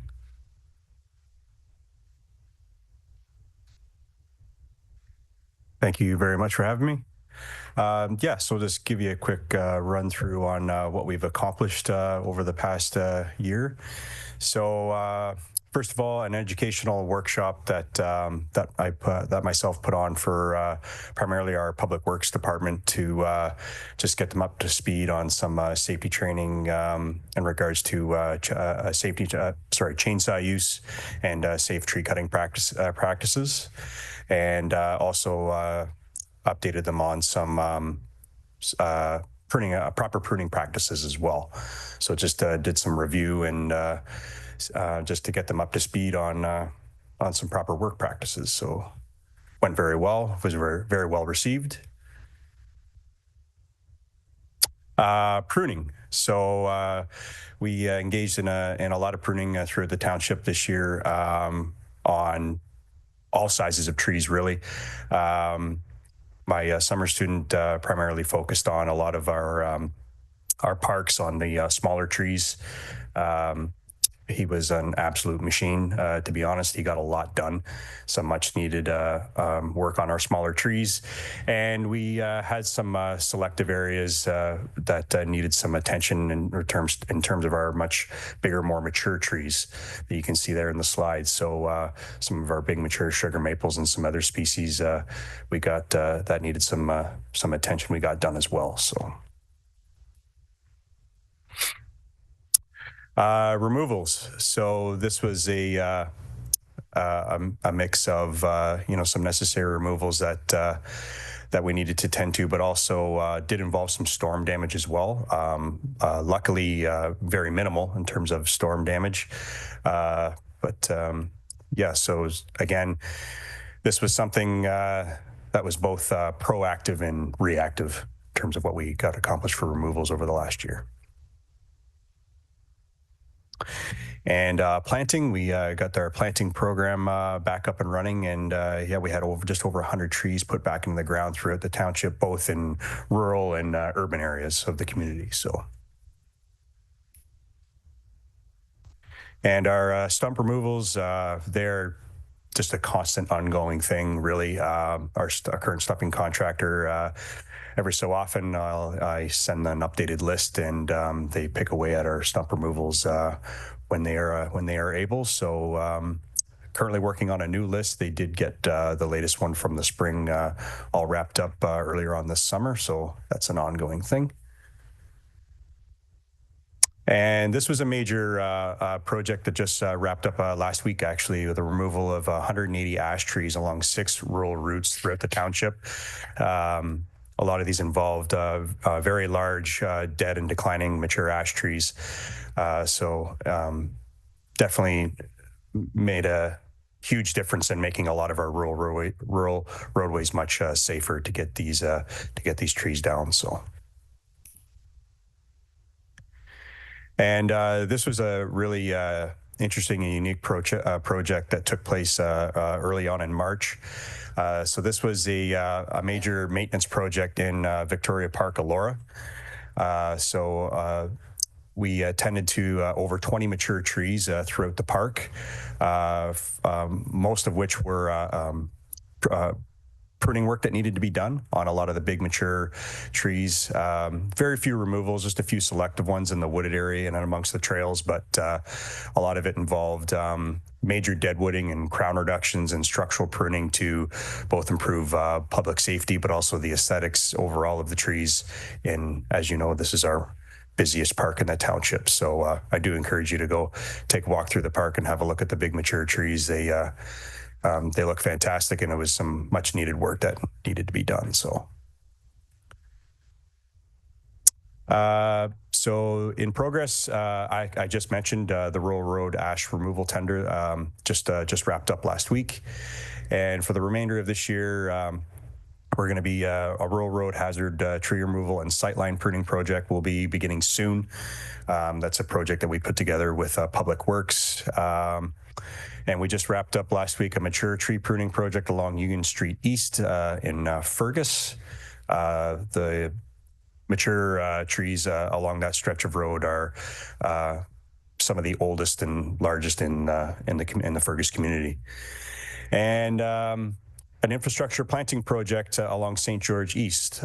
So this was a construction project that was completed a couple of years ago that still needed some new trees put in the ground along that stretch of roadway. So that'll be taking place soon as well.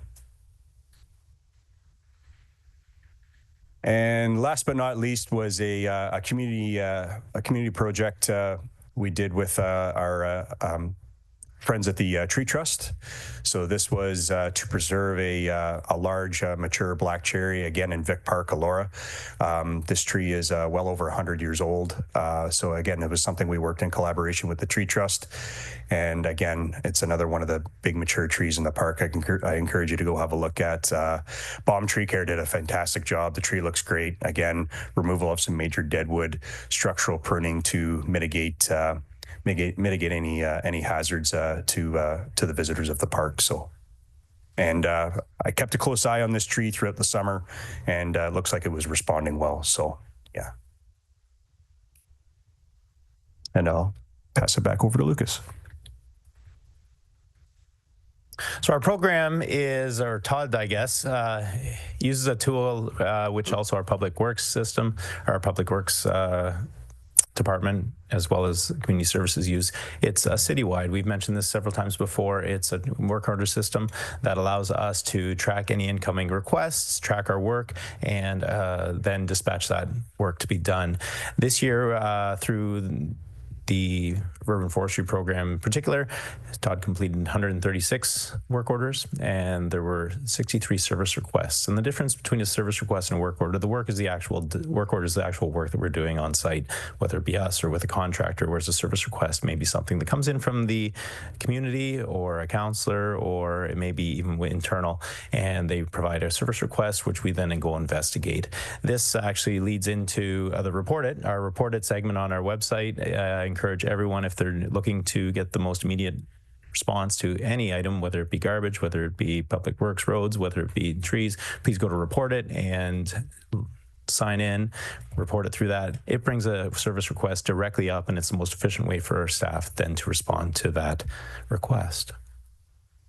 We also have our tree inventory system managed through our GIS system, and our GIS team here at Center Wellington, who do a wonderful job. There has been some changes, though, that Todd requested this year to make it a little bit more of a manageable system for his style of canopy management. You may see some more colors. This is a live document on our website that any resident or yourself can go on and find the immediate health of the canopy in the township. There's different colors on there which show which items are stumps, which ones are slated for removal or dead or dying. It gives you the canopy spread and gives you the overall health of the canopy. It's a really valuable tool that Todd has ramped up along with our team at GIS, and it's become quite an invaluable tool for him. And it's, again, a live update of how our canopy is doing. In May of 2024, you'll recall one of the primary goals was to establish the permitting system that was part of the 2022 bylaw. And we are happy to announce that in May, we got that active. It is a portal online at centerwellington.ca. how the permit system works, if there's a resident that is looking to do a building, if they're looking to do an expansion on their property that impacts a public tree, whether it goes through building or it goes through planning, that triggers a request for a permit if it has to do with a public tree, whether they want a removal, whether they need some pruning, whether they need some tree protection around that. There's a cost associated with that as outlined as their rates and fees. They are now then triggered to contact Todd, and he will then go out and assess the need for the permit, whether it is needed or not, and then work with that resident to assess the impact, et cetera, and the fees associated. Again, this is live and it's available for the residents to go on and apply for.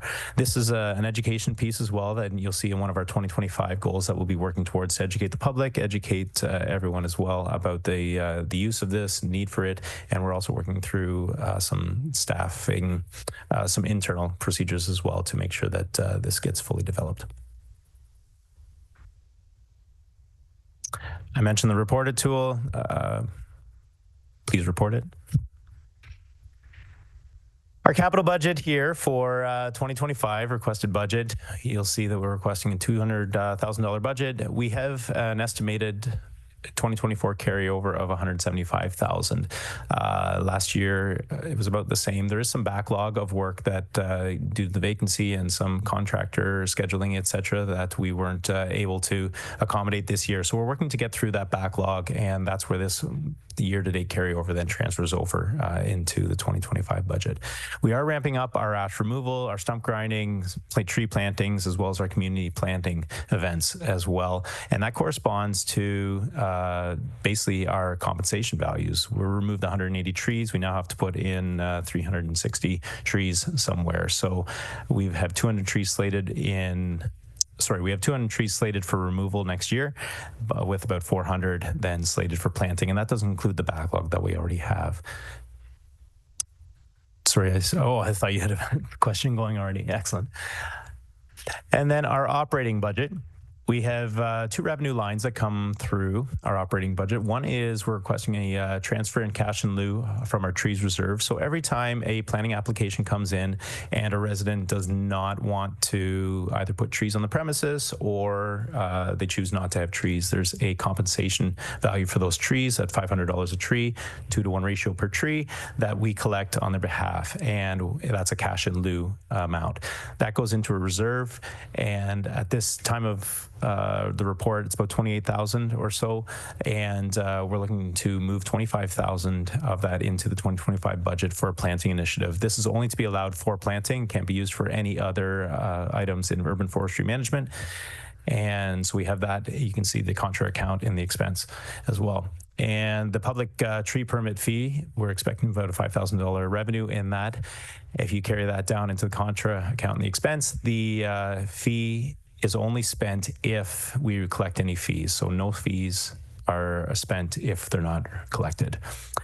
And you can see down in our expenses, our total operating expenses are slated for $50,000 this year.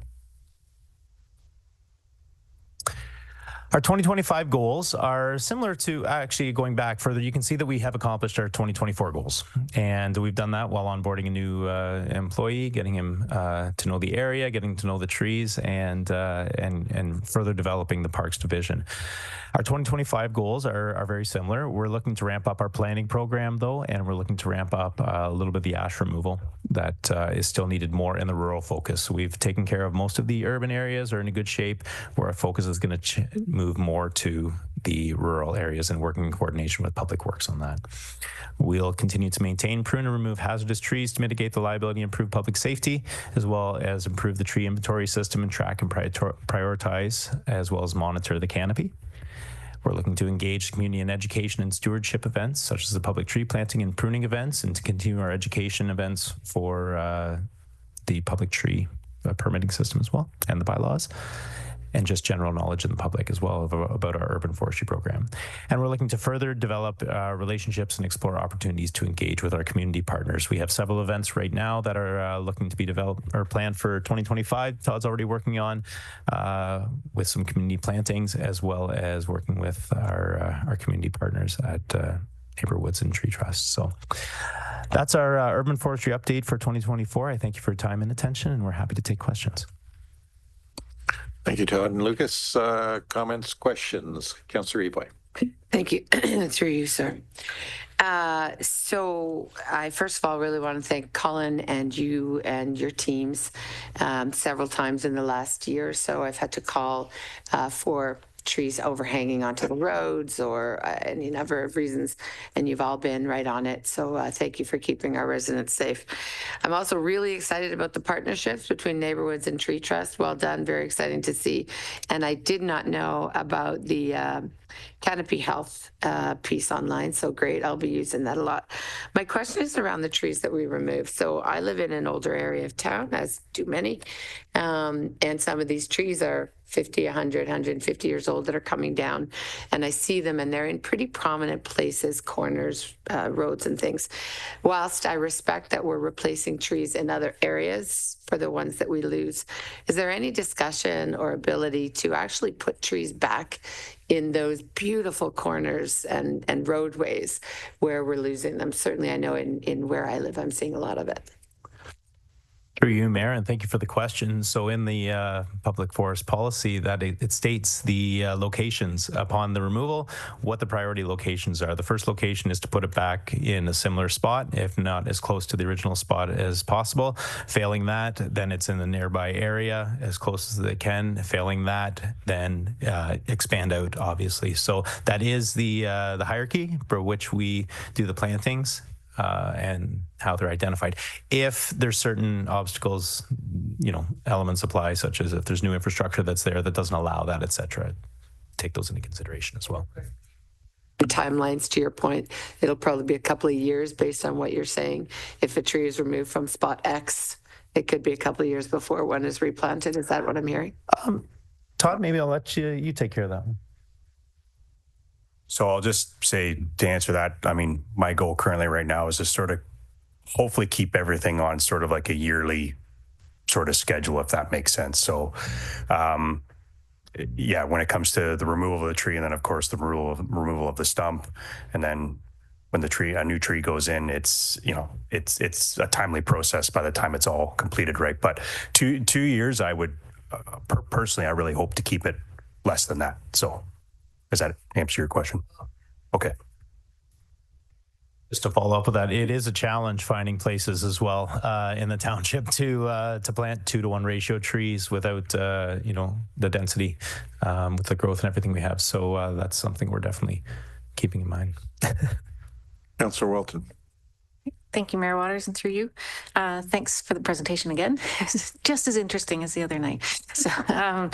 So yeah, I was curious with the budget, and I see we have some carryover from last year, and that's totally understandable with the situation. But I'm curious, is this enough budget? Could you do more if you had more money, or is this just about right with the staffing capacity that you have? So I'm just kind of curious if there's more that could be done, or if kind of at a good balance and want to see how this year goes. Thank you for your question, through you, Mayor. More money, I think, is always welcome. I'm not going to shy away from that. However, I feel at this point, as it's, we'd like to get caught up, I think, a little bit, get a little bit more systems in place, further develop the forestry program, and we're sufficient. I think we're working with where we're asking right now, if we're able to get the plantings underway and get our systems in place. Also, I feel that.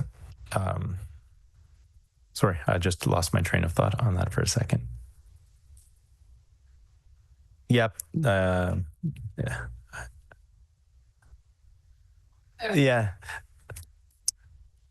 Oh, it was a good point too. I'm certain it was. It will. I'll if we come back to that, I think we're at a good spot right now. We will be looking to develop it, I think, further, and at that point we'll look to ask for more at that point. So, however, if you'd like to amp up, unless my director would like to maybe take over for that.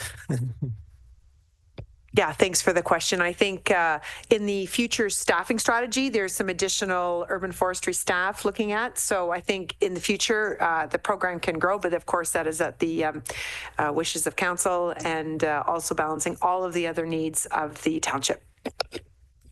I thought of it. There were some challenges that we experienced this year as well. Outlined it a little bit in the report, and it had a lot to do with contractor scheduling and just capacity on that account as well. So that's something we're working through, which may be developed through the procedures as we go along. And thank you to Pat for helping with that. Yep, follow up. Just a quick follow-up. So we now have the new climate change coordinator in place, and just knowing the importance of tree canopy for climate change objectives and kind of that thing. Is there a relationship that you're going to be having with that staff person in that role, I guess, in terms of kind of what we're trying to achieve with the tree canopy cover in the community? Thank you. Through you again, Mayor, it's definitely within our canopy of reaching out to Martin and working with him. I mean, we all have similar objectives and we're moving towards a similar path. And I don't think we just had the chance to sit down with him and just have a about how the two interact, but there's definitely going to be discussions I think happen. I beg your pardon? Martin knows his trees. Yeah. Councillor Adams. Thank you. Just two quick questions, I think. My question would be, what would be the process for Martin or like another member of the public or someone from the community group to like approach there's the approved tree species and like how it, like in terms of like looking at a new species to be added. So I'm just curious what that process would look like. And then my other question was, I know there's like summer students and stuff that are hired in terms of like getting up to the parks. Is your area involved in like kind of going over these? I saw some really good kind of maintenance tips, especially with the like whippersnippers and stuff, staying away from trees. Do all new staff, including like students and stuff, get that training and education? Yeah, thank you for the question through you, Mayor. To address the first question, could you remind me of it, please? The approved list. The approved list. If Todd, do you want to handle that one on the? Actually, I'll handle the other one, and then maybe Todd can reach out. We don't have a procedure in place for adding new species into the list at this point. However, if there's a species that somebody in particular is looking at, we are more than welcome to look at and see how then that could get put into the policy. It's a policy we're able to amend that as we see fit, I believe, with certain protocols. And to your second question, then the whippersnipping, that is standard training that goes into all of our summer maintenance staff training system. It's then reiterated several times throughout the month as well, and it's constantly trying to develop that culture of care with the regards to the tree roots and the trimming system. It's a challenge. I won't discredit that, but it is something that we're very aware of, and we do try to be on top of with our staff and exercise that care and caution. Okay. Any further comments or questions, Councillor Wilton? Just one quick question, I guess, in terms of replacing trees. You said it was a bit of a challenge to find enough places to plant the trees. Have you looked into partnering with any of the agricultural organizations and trying to replant along rural roads? And maybe some farmers would want to do kind of set-asides of marginal lands and things where they could do a substantial tree plant. And just curious if that's something that's within your purview or not. Through you, Mayor, and thank you again for the question. The large amount of the planting that's going to be happening next year, because we've removed so many of the rural ash trees already, is going to be along rural roadways and on the public lands as long as it's back far enough and it creates that planting opportunity. There are some other opportunities through MAFRA and different areas that we haven't explored at this point. I know the Wellington County does have their Green Legacy program that's set up through there, and we do work with them a little bit, as well as Mapleton has trees from Mapleton, etc. So that's something we can explore in the future. We don't have that right now, but we'll definitely take that back and see how we can capitalize on that. Okay, any further comment? Yes, Councillor Craddock. Sorry, just a quick one. Thank you. It's not rooted really in the report, and I'm just going to branch out quickly and go out on a limb and assume you know the answer. But I'll try not to leave you hanging. This past Sunday with that confirmed tornado, did we lose many trees? Todd, I'll pass it over to you. Yeah. It's been his Tuesday. Yeah. Yeah, it was a busy morning for myself, but overall it actually from what I've responded to in terms of outside calls, whether it's from residents, stuff that Public Works has sent my way, that sort of thing. It actually didn't turn out to be all that bad, just based on, I was actually this morning able to get eyes on at least everything that was reported and or anything that I may have found while I was out and about. But it wasn't, we didn't lose too much. It was some decent sized mature Norway spruce that unfortunately Bellside Cemetery had some come down, and just some damage at the thank you. Yeah, so it was pretty sporadic and sparse, and that sort of thing. So but overall it wasn't too bad. So I think maybe media embellished maybe a little bit, I don't know, but it turned out not to be too bad, at least from a township perspective. I mean, private stuff, I can't really say to that, but so we did okay. Great. Yeah, thank you. Okay, council, any further comments or questions? Okay, thank you, gentlemen, for your report. Very thorough. I'll read the recommendation that the Council of Township of Centre Wellington receive for information report CS 2024-35 regarding the 2024 Urban Forestry Update Report. Do I have a mover for that? Councillor Ivory, second on that, Councillor Wilton. Any further comments or questions? Seeing none, all those in favor? So moved. So we're going to take a break for about 7 minutes right now, and then when we come back, we're going to have to look at an extension as well for our council meeting. So we'll see you back here in about 7 minutes.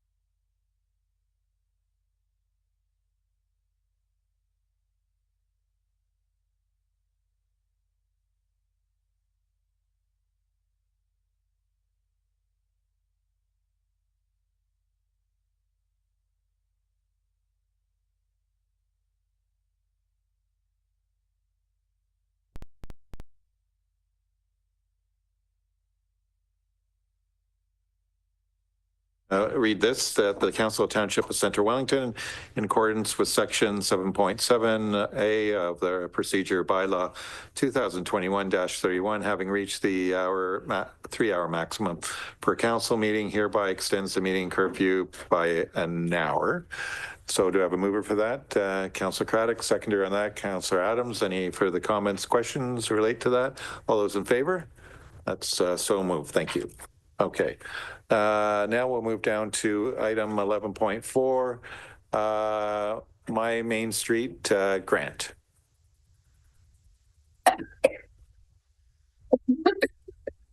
Kristen, welcome.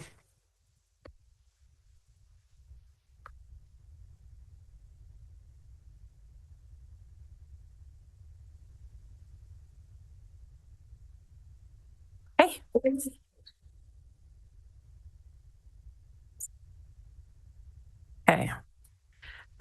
So My Main Street is a grant through the Federal Economic Development Agency for Southern Ontario. It's to spur local economic recovery and revitalize neighborhoods across Southern Ontario. The Community Activator Stream, which is the one that we were successful in, supports high-impact placemaking projects that seek to revitalize neighborhoods and reimagine public spaces, including main streets, downtown strips, and plazas as vibrant places that work for everyone. Originally, we had applied for the grant with 6 initiatives, but with the short time frame for completion, we only have the capacity to be able to execute 3 of the 6 ideas. That's Twilight and Templin, night markets, and the lighting of heritage buildings. The lighting of heritage buildings is more complex and the most expensive component of this whole opportunity, but also a very rewarding component.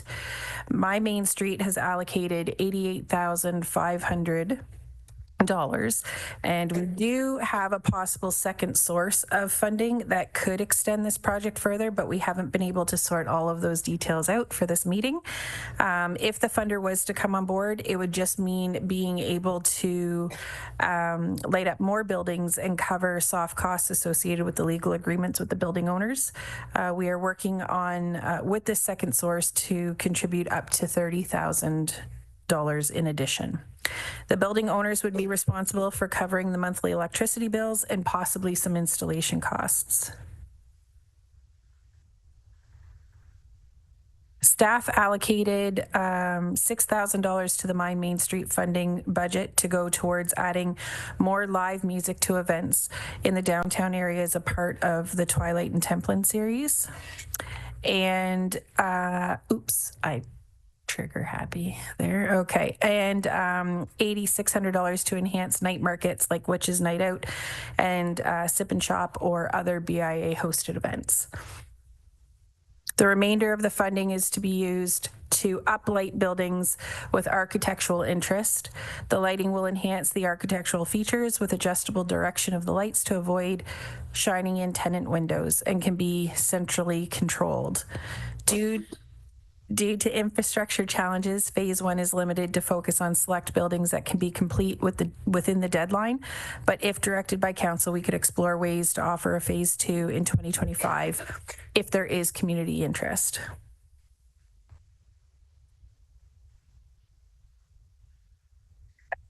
As this report has alluded to, there are some challenges that come with this great opportunity through My Main Street. They have defined a catchment area that the projects need to work within, which is St. Andrew Street between St. David Street and Tower Street. And this project also needs to be complete and photographable by December 31st, 2024. To complete this project, the building needs to comply with the following criteria. Buildings need to be within the approved catchment area. There will be prioritization of the buildings with architectural interest. For time purposes, the buildings that have relatively easy electrical connection will be considered first. And owners who are willing to cover the monthly electricity portion and are open to possibly needing to partially cover install costs will also be prioritized. Any questions? Yes, thank you for that presentation. Councillor McDonald. Through you, Mayor Waters, I'm excited for this for Fergus, for sure. Has there been any resistance by the owners of the buildings with the lighting? And are we using economical lighting, like LED lights that are lower in energy? We have the cleanest energy in, really the world here in Ontario. And so I just want to keep going on that climate part. So those two questions. Sure. Thank you. Through you, Mayor. Definitely yes to the LED lighting. That was part of the conversations with the lighting suppliers. And the second part about engagement with the building owner. Pretty broad conversations with building owners about and the BIA about what this could look like and what might have to, the building owners could possibly be responsible for also putting some funding in for if it is an upgrade to their building that increases the value of their building. That would be something that, as an example, that they would be responsible for. There hasn't been any negative to that. They have been very happy about brightening downtown Fergus. And we're still in phases where we're still waiting for prices, so we don't really know what we're looking at exactly yet, but so far the positive, very positive. Just to follow up, through you, Mayor Waters, I noticed, so a $30,000 second funder? Yes. And what is that for? So it can look different ways. Once we have the installation fee like quotes and the lighting source quotes, if there needs to be some overlap or some extra funding that's another pot that we could access. Also, if there's any soft costs around building agreements with building owners from a legal perspective, that could also be going towards that so that there isn't any expenses for the township. Councillor Craddock. Thank you. And through you, just on that, with the additional funding, could it be used to increase the catchment area, or does it have to be still within those confines? The My Main Street funding needs to be within that catchment area, and that's what we're doing is phase 1, just to be able to close the door on that December 31st looming deadline. But phase 2 could be beyond that catchment area in 2025. Great, thank you. Councillor Yvonne. First of all, through you, sir, my deepest apologies to our presenter. I'm so sorry. This for me is so huge. I want to take a minute and acknowledge our colleague, Councillor Jefferson's work around Templin Gardens to bring it to where it is now. And for us to expand on that is very exciting. To see so much energy going into Fergus right now, I am thrilled and I can't wait to see how this unfolds. Great work on everyone's behalf. Councillor Adams. Thank you, through you. Great program, very exciting. Very aggressive deadline you're working towards here. So sorry, when would you see like the lighting kind of initiative then? Great question, through you, Mayor Waters. So we have been talking to different lighting companies. There are some challenges with getting those in. It can be anywhere between 2 weeks and 16 weeks. So we are working with different suppliers to try to, as soon as we hear from council today, to work through agreements with building owners and get this moving so that it's photographable by December 31st. So we got to do our job today. Okay. Any other comments, questions?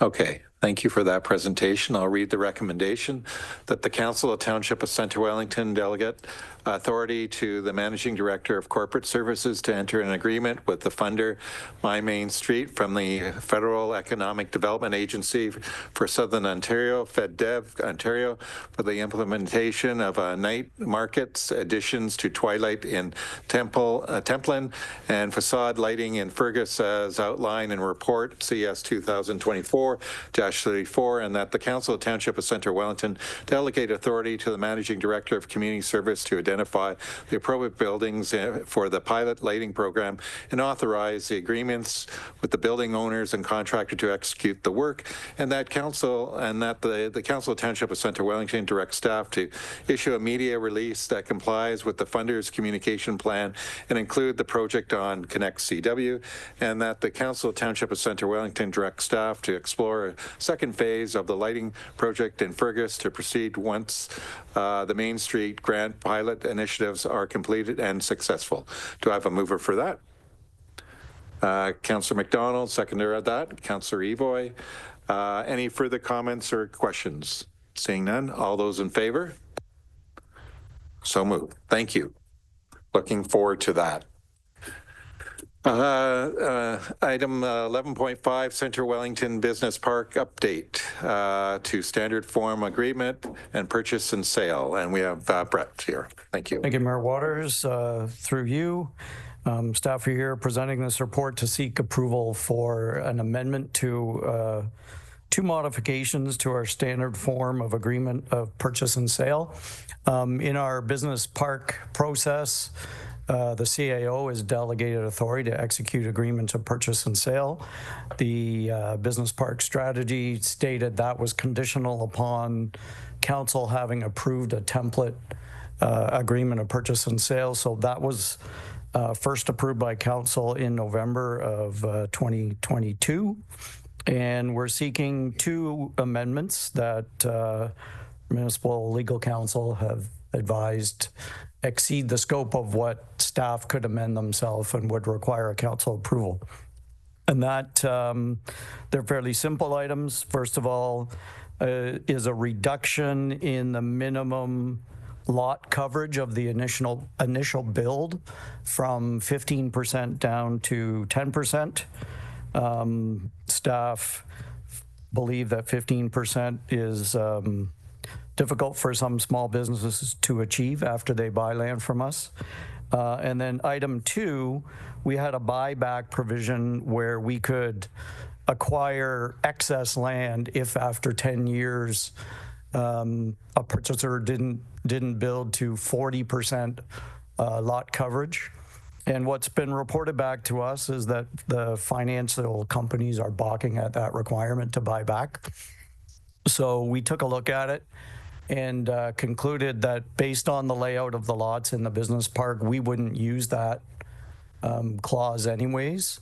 And 40% coverage may be difficult to achieve on some of the lots in the business park. They have outdoor landscaping requirements, some requirements for on-site stormwater management. We do still have a right of first refusal if someone, say, were to try to sell what the owner believed was excess land. We would have the opportunity to make an offer to purchase it. So we think that that's adequate to cover what this clause would have sought, and so we're recommending that that buyback option in Section 2 of Schedule B be deleted. So you have the revised template, and we intend, if council approves it, to use it going forward from any of our negotiations. Okay, thank you, Brett. Comments, questions for Brett? Okay, I'll read the recommendation that the Council Township of Centre Wellington authorize the CAO to utilize a revised standard form of agreement of purchase of sale of land sales within Centre Wellington Business Park as set out in report PLN 2024-44 with immediate effect. Do I have a mover for that? Councillor Wilton, second on that. Councillor Jefferson. Any further comments or questions? Seeing none, all those in favor? That's so moved. Thank you. And then we'll now move down to item 11.6, letter of credit policy.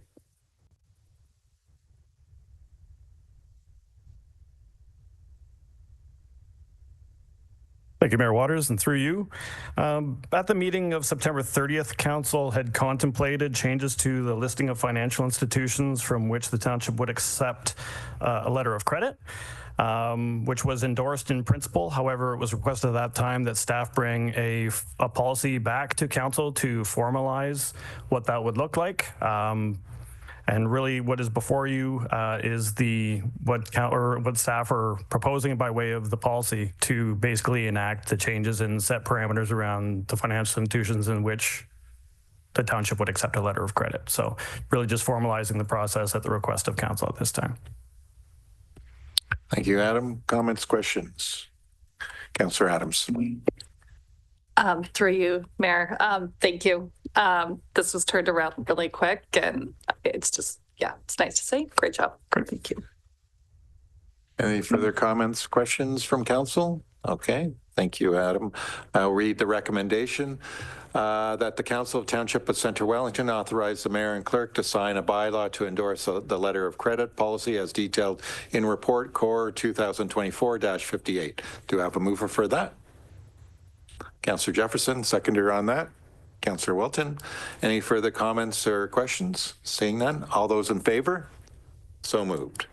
We'll move down to item 11.7, Storybrooke Subdivision Service Financing Agreement for reconstruction and realignment of Colburn Street. And we have Colin here to speak to that. Okay. Thank you, Mayor Waters and members of council. So yeah, I'm very pleased to be here today to report that the township and developers of the Storybrooke subdivision have agreed to terms on a service financing agreement for the reconstruction and realignment of Colburn Street from B line to 120 meters west of the subdivision. So just past that northern S bend. Basically, the project will what we call urbanize Colburn Street, that section of Colburn, with storm sewers, curb and gutter. There'll be a water main extended, new street lights, street trees. We've got plans for a multi-use path on the north side, sidewalk as well.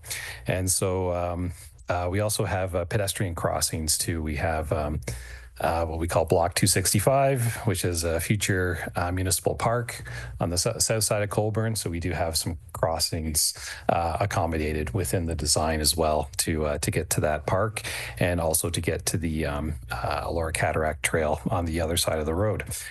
So under the agreement, the developer is responsible for front-ending the growth-related costs in the amount of just under $3.9 million, as well as a local service cost for the water main of $300,000.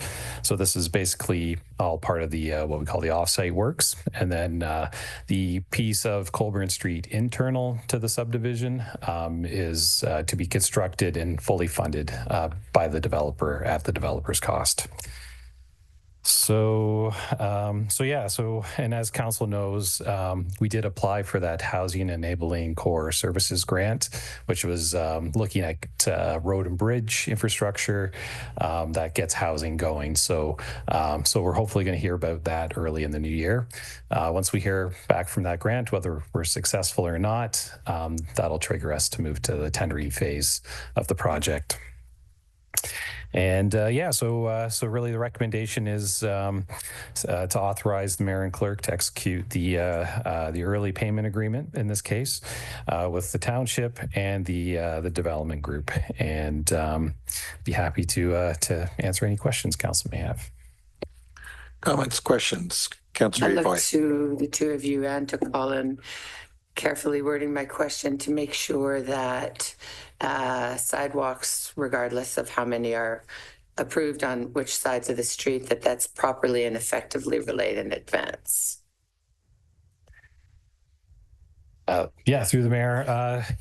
So they'll be on both sides. The road is a major collector road, so it's being designed without driveways intersecting it. We do have some entrances to the Storybrooke subdivision, to the street network within the subdivision, but there's no driveways. So I think the scenario of not being informed of sidewalks in front of a lot wouldn't apply in this case. So, if I may, because that's interesting, with no driveways, street parking in the winter, how, like, I just want to be clear that everyone is clear before we start construction, given what we've gone through. Yep, through the mayor. So, yeah, really, there's, I think, the road cross section, there will be street parking on one side. So it's an 8-meter road cross section, but very, very similar to the BD line section, where we have kind of that center median. There's really no reason to have on-street parking. There's no residences kind of fronting onto it. It's really going to serve it like a major collector road with just major accesses to the subdivision coming off of it. Councillor McDonald. You're Mayor Waters, and I know we've chatted with this before. The way that this is being done, it won't impact our safety measures in our community where paramedics, it will not delay time to get to the hospital. That is a route that they take often. Yeah. It looks like it might actually make it quicker. Yeah, through the mayor. So, yeah, we don't see any delays. It'll actually provide the same access that they have. I think even by smoothing out those curves, will make things a lot easier to get to and from the hospital lands for sure. I'm sure the trucks will like it too. Any further comments or questions from council as it relates to this item? Okay, well, thank you, Colin. We have a recommendation that the Council of Township of Centre Wellington authorize the mayor and clerk to execute early payment agreement between the Township of Centre Wellington, Sabera /Tribute Nigas Holdings Inc., Sabera Storybrooke LP, and Tribute Fergus Limited with respect to offsite works related to draft plan of subdivision 23T 16003 as outlined in report number IS 2023-28. Do we have a mover for that? Councillor Wilton, seconder on that. Councillor Jefferson, any further comments or questions? Seeing none, all those in favor? So move. Thank you. Move down to bylaws. 2024-69, a bylaw to establish a policy with respect to allocation and use of Ontario lottery and gaming funding by the municipality, and to repeal bylaw 2023-02. Next, 2024-70, a bylaw to authorize the mayor and clerk to execute a service financing agreement between the Corporation of Township of Centre Wellington, Sabera Tribute Nigas Holdings Inc., Sabera Storybrooke LP, and Tribute Fergus Limited.